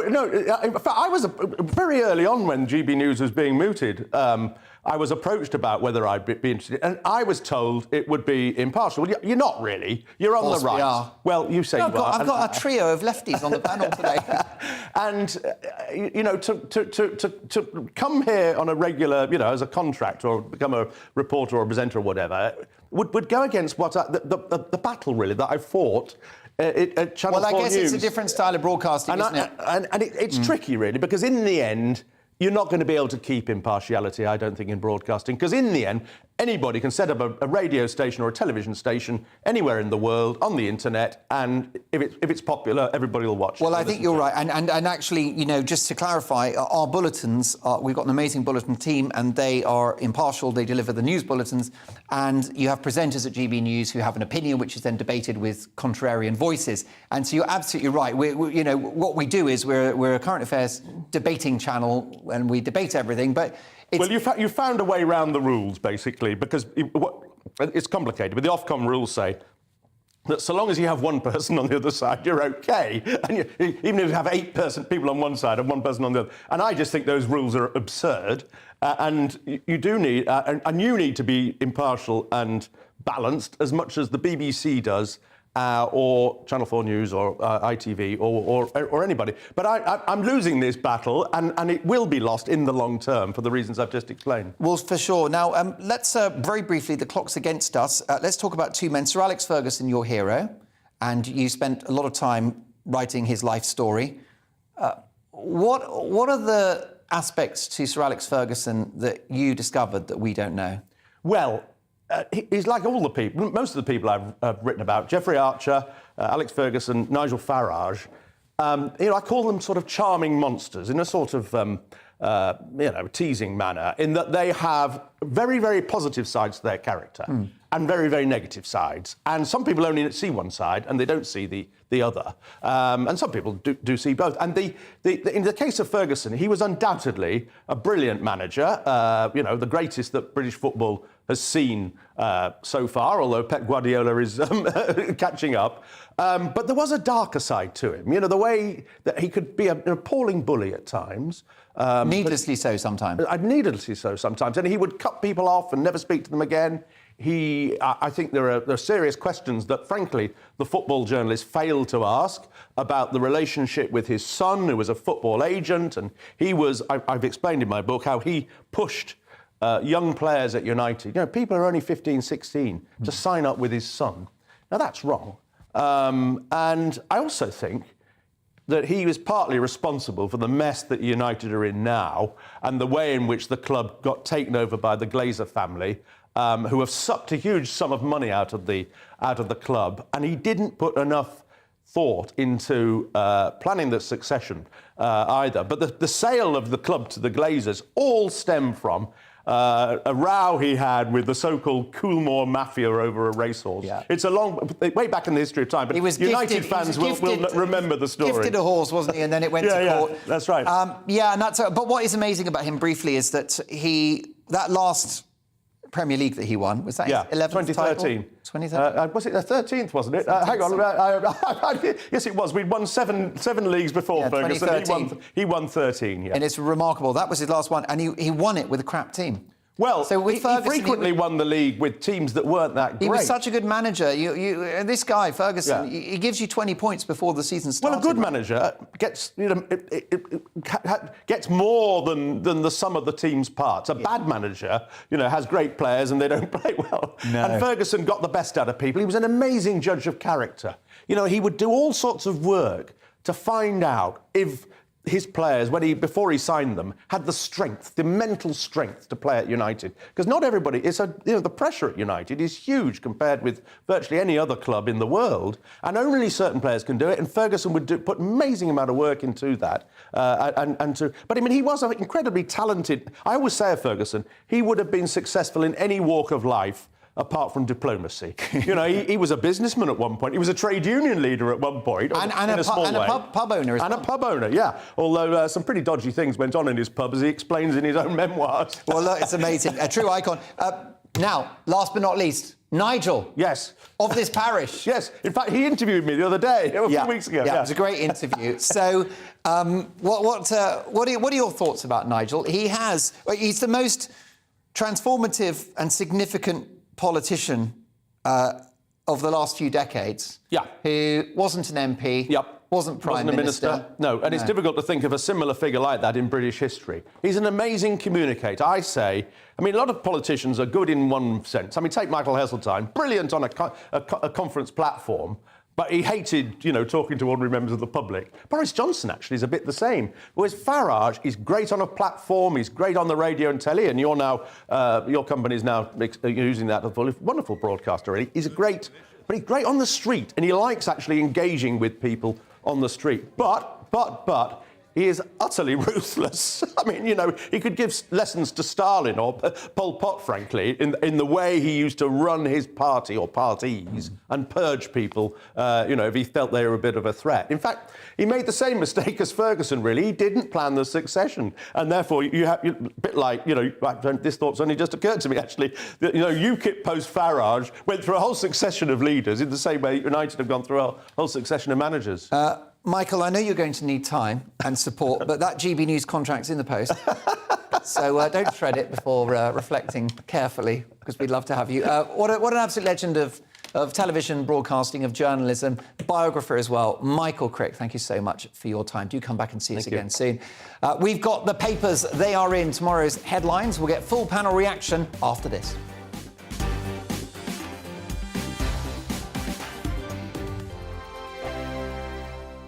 Weekday afternoons on GB News, we've got the whole of the UK covered. From 12 to 3, it's GB News Day with me, Mark Longhurst. And me, Gloria Di Piero. You'll get the very latest on everything that's been going on across our great nation. And from 3 till 6, watch out for GB News Live with me, Patrick Christys. I'm not here to mess around with all the biggest topics and guests. You will always be up to date. GB News Day and GB News Live from 12 p.m. Only on GB News. The People's Channel, Britain's news channel.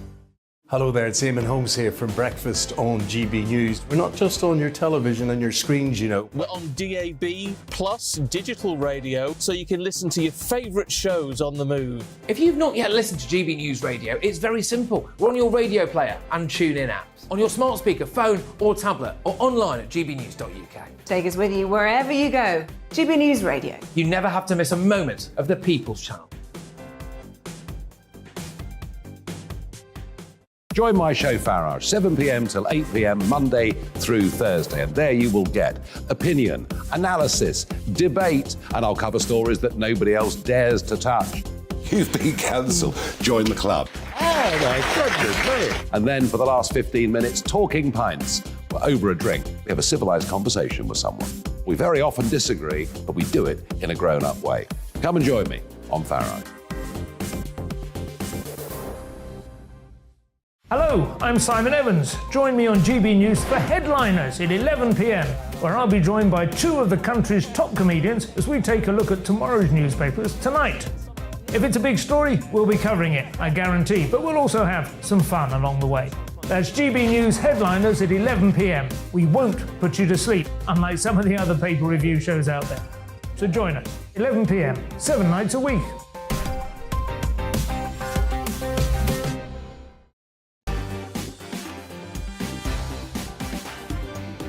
Well, I don't think... It's just gone 10:30, so it's time for the papers. Every Friday, Saturday and Sunday, we bring you tomorrow's first editions with full panel reaction. Let's start with the Telegraph. And Monday's Telegraph leads with the following story. Bridge blast was act of terrorism, says Putin, Russian leader to escalate response after pinning blame on Ukrainian special forces. Sturgeon, I detest Tories and all they stand for. Also, I will listen on benefits, Truss tells rebel MPs. Daily Mail next. Campus wokery on the march. Mail investigation reveals universities are caving in to activists. Now they're even decolonising thermodynamics. You couldn't make it up. Also, is the king right to plan a cut-price coronation? That's the great royal debate in the Mail. The Express, rebels urged to stop plots and show loyalty to the PM. Make it quick. Charles wants a short coronation. The Guardian now, rebels pile on the rebels pile on the PM over benefits as further 500,000 face poverty. Putin says attack on bridge act of terror and Iran closes schools in bid to curb protests. Let's hope we're seeing the dying days of that evil regime. The Metro now, wrath of Putin. Russia targets civilians after Crimea Bridge blast. 13 dead, including a child, in yet another appalling war crime as an apartment block is bombed by the Russians. The Sun, weeks after Queen's death, fury over Crown Philip slur. Netflix is to show Prince Philip pursuing an affair in the Crown just weeks after the Queen's funeral. He'll be shown in intimate scenes with close pal Penny Natchbull. The Queen's former press secretary, Dickie Arbiter, said this is cruel rubbish. At The Independent, entire families found in Ukrainian mass graves, 200 bodies discovered after Russian retreat in Donetsk, in what is proving to be a catastrophic humanitarian nightmare. The Eye now, PM scrambles to save her premiership as Tories warn of wipeout. Liz Truss will seek to win over MPs in a crucial week of crunch showdowns, including her second cabinet meeting, PMQs, and the 1922 committee of Tory backbenchers. She's expecting an icy reception. You can say that again. And for now, last but not least, the Daily Star, cost of living crisis, let them eat cake. Cash-strapped Brits are heading to bakeries to keep warm because they haven't got enough dough to heat their homes in the cost of living crisis. Hard-up Brits keeping warm in bakeries as bills bite. Very, very sad story and not a happy headline to be reading. And those are your front pages.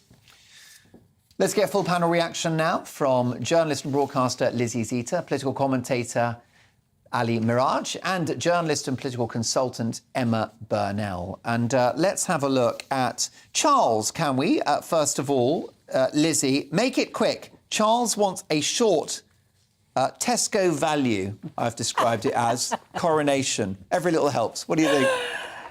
Yeah, well, you know, the monarchy are all about keeping the monarchy going, and in the present situation, I don't think it would be right to see a very big, huge, expensive monarch. I think he's reading the mood of the people and the times. Yeah, I mean, do you not think it's a chance for Britain to show off its pageantry and all of its grandeur, you know, to show that we're on the world stage? Don't you think we should... I spoke to Neil Hamilton the other day, former Tory MP, now leader of UKIP, and he said this is an opportunity for Britain to do what it does best. Well, yeah, we do it really, really well. It has to be said. I mean, the Queen's funeral was amazing. But how many coronations do you get? Well, just the one. But I do think that it's a very difficult one because, actually, I also agree with what you've said. It is an opportunity, but on balance, I think it probably... listen, it's not going to be... He's not going to walk up to Westminster Abbey, wherever it is, with a Tesco bag, is he? It's still going to be... Waitrose at the very least. Surely Duchy original, right? Well, yeah. Do Ocado deliver to the palace, do you reckon? I'm sure they do, round the back. Yeah, they probably do. They probably do. Yeah. Yeah, I mean, Emma, it's an important moment for the King in terms of the tone of this coronation. And I suppose he's mindful of the optics of an opulent event at a time of economic crisis. Yeah, absolutely. Look, I'm no royalist. I'm quite often brought on here to be the non-monarchistic voice of GB Well, you're News. not very popular around these parts, are you? Not very, You've got your work cut out. It doesn't make me very popular on your Twitter You know I've feed. got a crown under my desk. But I think he's got good PR advice on this. Quite frankly, I think there are ways of moving forward. And if we've just watched a very out-of-touch leader take on their new role and get it disastrously wrong, Charles may have been watching and thinking, maybe I shouldn't do that. So I think he's probably taking the right path for him. And I think it does suit his more kind of shabby chic appearance.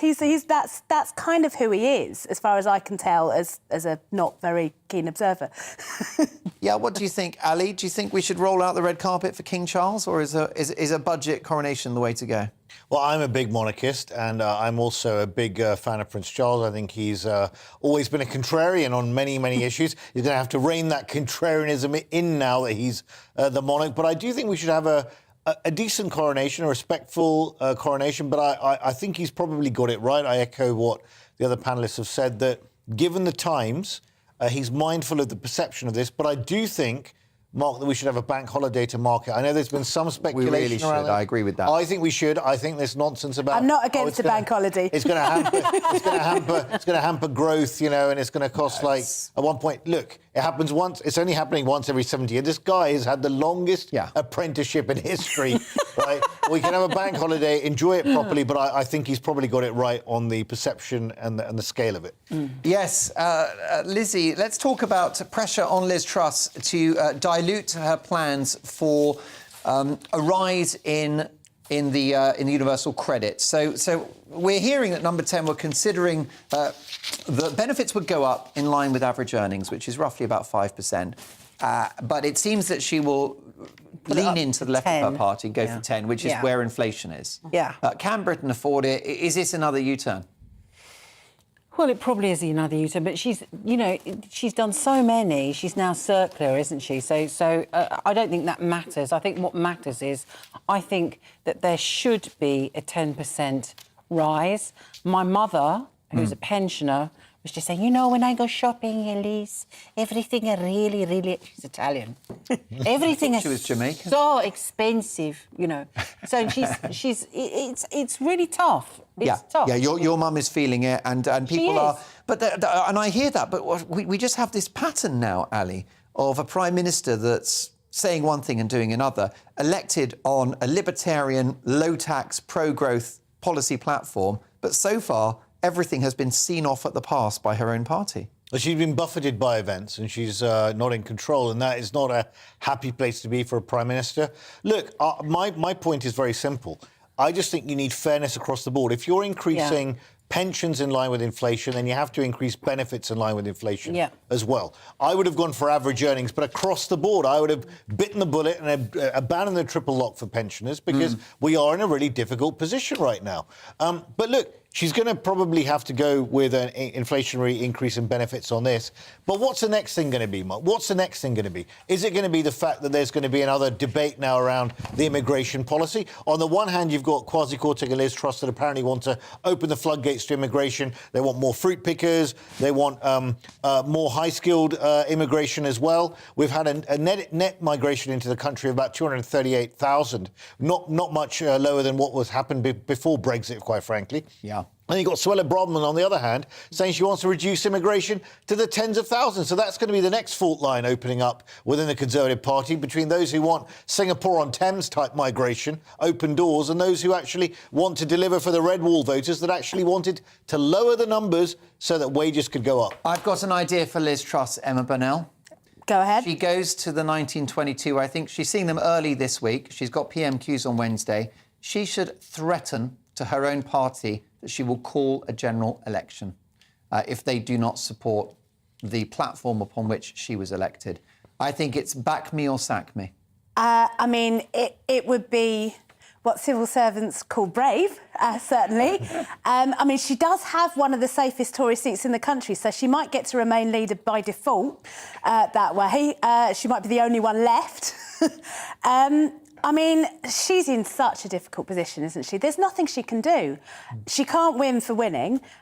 She's got herself into this position, but also she cannot seem to manage this crisis at all.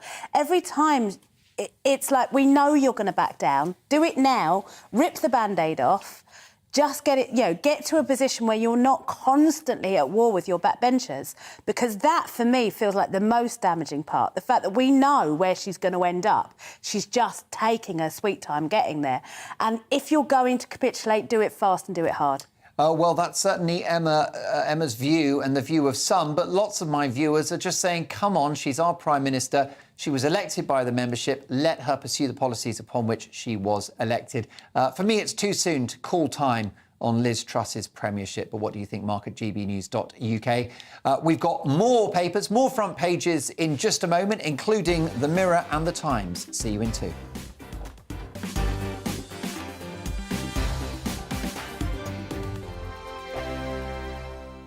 Weekday afternoons on GB News, we've got the whole of the UK covered. From 12 to 3, it's GB News Day with me, Mark Longhurst. And me, Gloria Di Piero. You'll get the very latest on everything that's been going on across our great nation. And from 3 till 6, watch out for GB News Live with me, Patrick Christys. I'm not here to mess around. With all the biggest topics and guests, you will always be up to date. GB News Day and GB News Live from 12 p.m. Only on GB News. The People's Channel, Britain's news channel.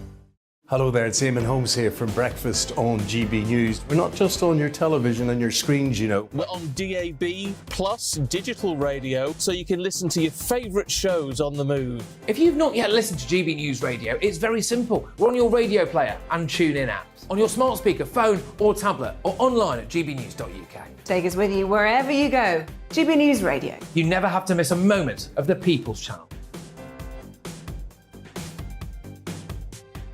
Join my show Farage, 7 p.m. till 8 p.m. Monday through Thursday, and there you will get opinion, analysis, debate, and I'll cover stories that nobody else dares to touch. You've been cancelled. Join the club. Oh my goodness me. And then for the last 15 minutes, talking pints. We're over a drink. We have a civilised conversation with someone. We very often disagree, but we do it in a grown-up way. Come and join me on Farage.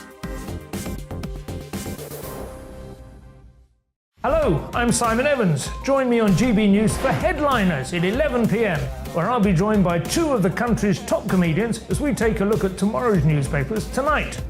If it's a big story, we'll be covering it, I guarantee, but we'll also have some fun along the way. That's GB News Headliners at 11 p.m. We won't put you to sleep, unlike some of the other paper review shows out there. So join us, 11 p.m, 7 nights a week.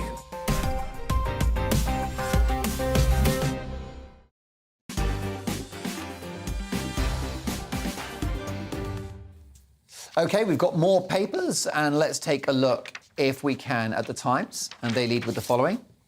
Truss turns on the charm. Prime Minister plans policy lunches to win over Tory critics. Proposal for real terms benefit cut set to be abandoned. Also, bridge blast, going back to that Russian story. Bridge blast, an act of terrorism, says Putin. And the Daily Mirror. Katie Piper's attacker goes on the run. Katie Piper's acid attacker is on the run from police after being recalled to jail for breaching his licence conditions. A very distressing story there, and a shocking crime, of course. But she remains one of my absolute heroes for her recovery and her courage in speaking out. Katie Piper there. Look, those are your front pages. At this point, every Sunday night, I'd like to test your memory and the memory of my panel in terms of the big news topics of the week. We're going to play Quiz of the Week, and I've got a challenge, which is I want you to be involved at home. So if you know what the answer is, send in an email with the answer, and producer Greg will work out who it was with the right answer, and we'll give you a name check. So let's start with our first question. Get ready on those emails, mark@gbnews.uk. And the first question is a simple one. Here it comes. The England men's football team found out their Euro 2024 qualifying opponents this morning. Which one did they lose to in last year's final? Lizzie, you'll know about this. Oh, no. Croatia. Well, Italy. You might have personal connections. Croatia. It is Italy. Italy. That's right. They found out their opponents this morning, and so the points go to Lizzie with a big clue. Which Spice Girl said Liz Truss represents girl power in essence? I know. Called the economic situation in the UK a flipping disgrace. Mel B. Mel B, yeah. Sounds like Mel B. It is Mel B. She doesn't said pull other punches. things as well about a lift. Yeah, she did. I love that did. woman. All this I know. Less said about that, the better. Tories are in enough trouble, aren't they? Have you ever said anything dodgy in a lift, folks? I don't think I've ever not said anything dodgy in a lift. Did you hear about that poor college lecturer who was in a lift? He was with work colleagues, and he was in a lift in a department store, and someone said, which floor? And he made a joke. He said, lingerie. OK, and he had a female colleague in the lift with him. She then complained to her line manager a week later, and he was that close to losing his job. Oh, just brings back the Father Ted sketch where the priests all get stuck in the lingerie department trying to find their way out. Well, exactly. It was nothing more than a dad joke. But there you go. I've done a few of those in my time. OK, our next question. What was Boris Johnson doing during Liz Truss's speech on Wednesday at conference? Playing golf. Playing golf, yeah. Wasn't he? Wrong sport. Any other sport? Tennis? No. Let's play a lot of tennis. Well, it was a bit late in the season for this particular game, October, but bat and ball. Cricket. Cricket whites, yeah. Playing cricket. Bojo does like a bit of cricket. Which US singer hit back at Right Said Fred after they claimed the arrogant singer sampled their song without permission? Very, very famous American singer. No, that was used for trust. No, that's That was Tory Party conference scandal. But she's one of the most glamorous women in the world. Originally part of Destiny's Child. Oh, Beyonce. Exactly right, Beyonce. Fun fact about Destiny's Child: I was in the band for a little while. It's actually true. I did Let's Dance for Comic Relief on the Beeb, and I did it with the comedian Hal Cruttenden and the DJ Sean Keaveney, and we were Destiny's dad. Amazing. Yeah, and I think Sean was Beyonce. I was Michelle, who apparently is the ugly one. This is much cooler than my teenage band, although we had a better name. And by the way, Michelle, you're gorgeous. Now, how about this? University student Tom Stevenson achieved the highest ever score on which TV programme? It was 154.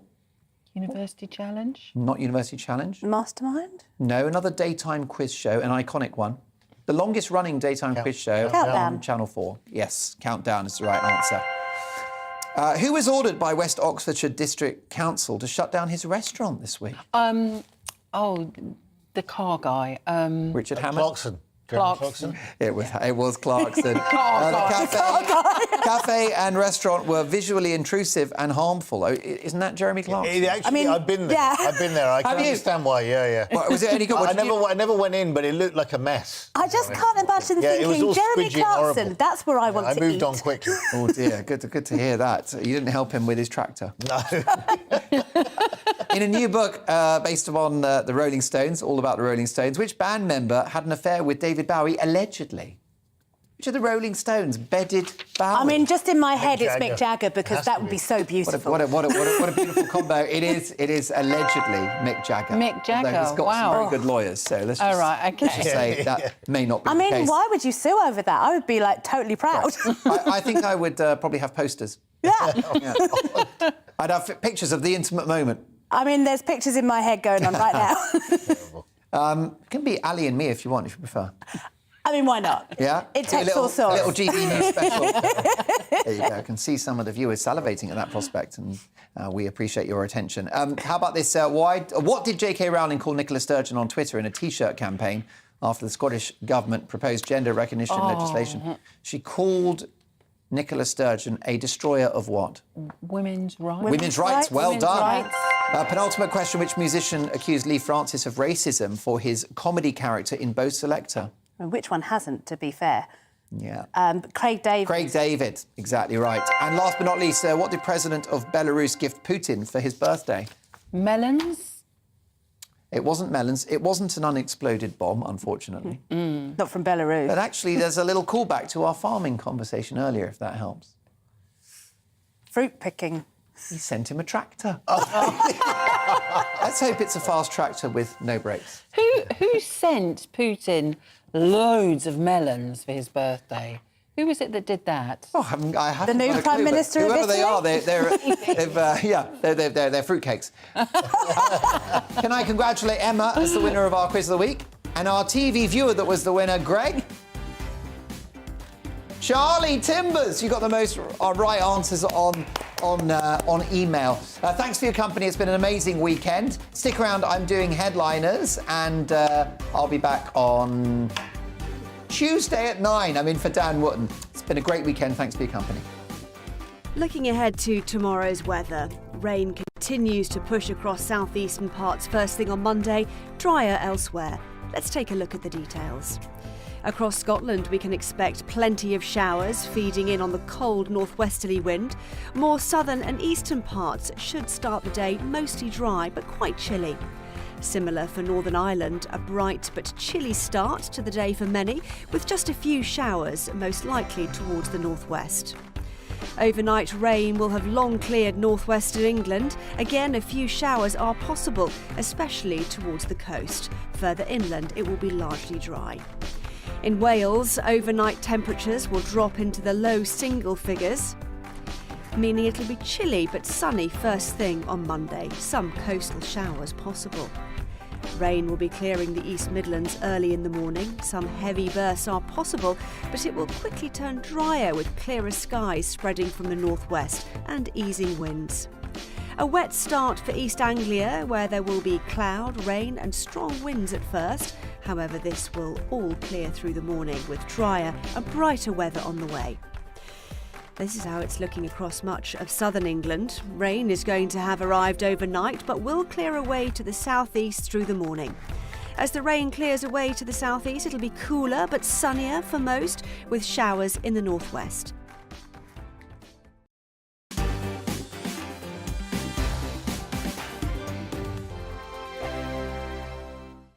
Weekday afternoons on GB News, we've got the whole of the UK covered. From 12 to 3, it's GB News Day with me, Mark Longhurst. And me, Gloria Di Piero. You'll get the very latest on everything that's been going on across our great nation. And from 3 till 6, watch out for GB News Live with me, Patrick Christys. I'm not here to mess around with all the biggest topics and guests. You will always be up to date. GB News Day and GB News Live from 12 p.m. Only on GB News. The People's Channel, Britain's news channel.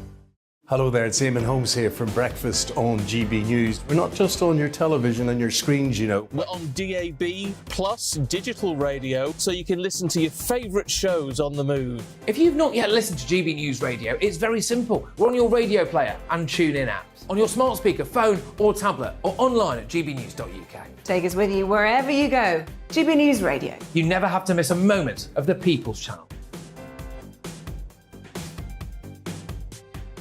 Join my show Farage, 7 p.m. till 8 p.m. Monday through Thursday. And there you will get opinion, analysis, debate, and I'll cover stories that nobody else dares to touch.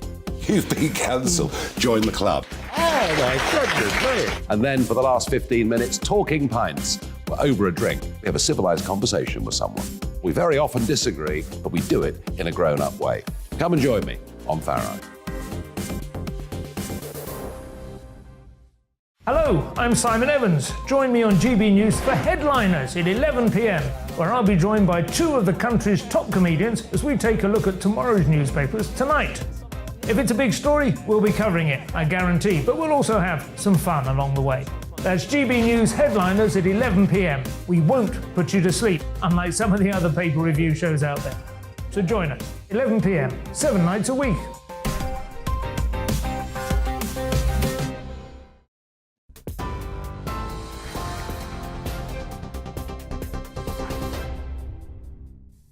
Good evening, I'm Tamsin Roberts in the GB Newsroom. Here are the top stories. Vigils have been held across County Donegal in Ireland today in memory of the 10 people killed in a petrol station explosion. 8 other people were injured in the blast in the village of Creesler last Friday. Police, who've now named all 10 victims, say a man in his 20s remains in a critical condition. Earlier today, Pope Francis offered his condolences to the people of Ireland. Irish authorities say the incident is being treated as a tragic accident, although investigations are ongoing. The president of the SNP says the Supreme Court will fail the people of Scotland if it does not allow the government to hold a second independence referendum. The Supreme Court will hear arguments this week before ruling if a prospective bill to hold another vote is within the powers of Holyrood. The Scottish Government has emphasised its intention to hold an independence referendum in October next year, regardless of the ruling. Scotland's Deputy First Minister, John Swinney, says his party's task is to engage with the people they couldn't win over in the 2014 referendum. We cannot be at the mercy of Westminster decisions any longer. Scotland has to choose to be an independent country. It is a task that can chart a new course for Scotland. It is a task that we must and we will win. Police have named a man shot dead by officers in a police station car park in Derby on Friday. 35-year-old Marius Sholak of Osmaston Road was armed with a knife. He was taken to hospital where he was pronounced dead. The Independent Office for Police Conduct is investigating the incident. At least 13 people have been killed after shelling in the Ukrainian city Zaporizhzhia. Around 87 others, including 10 children, were injured. According to the local governor, there were at least 12 Russian missile strikes on the area, partially destroying an apartment block and damaging other residential buildings. Authorities say a rescue operation is underway to search for those trapped under rubble. In Iran, 185 people, including 19 children, are said to have died in protests across the country over the last 3 weeks. Demonstrations began last month following the death of Mahsa Amini, who was detained by the morality police over allegations she was wearing her hijab too loosely. According to the Iran human rights group, hundreds of women and girls have taken part in protests, despite accusations of authorities using brutal treatment to disperse them. TV, online and DAB+ radio, this is GB News. Now it's over to Mark and headliners.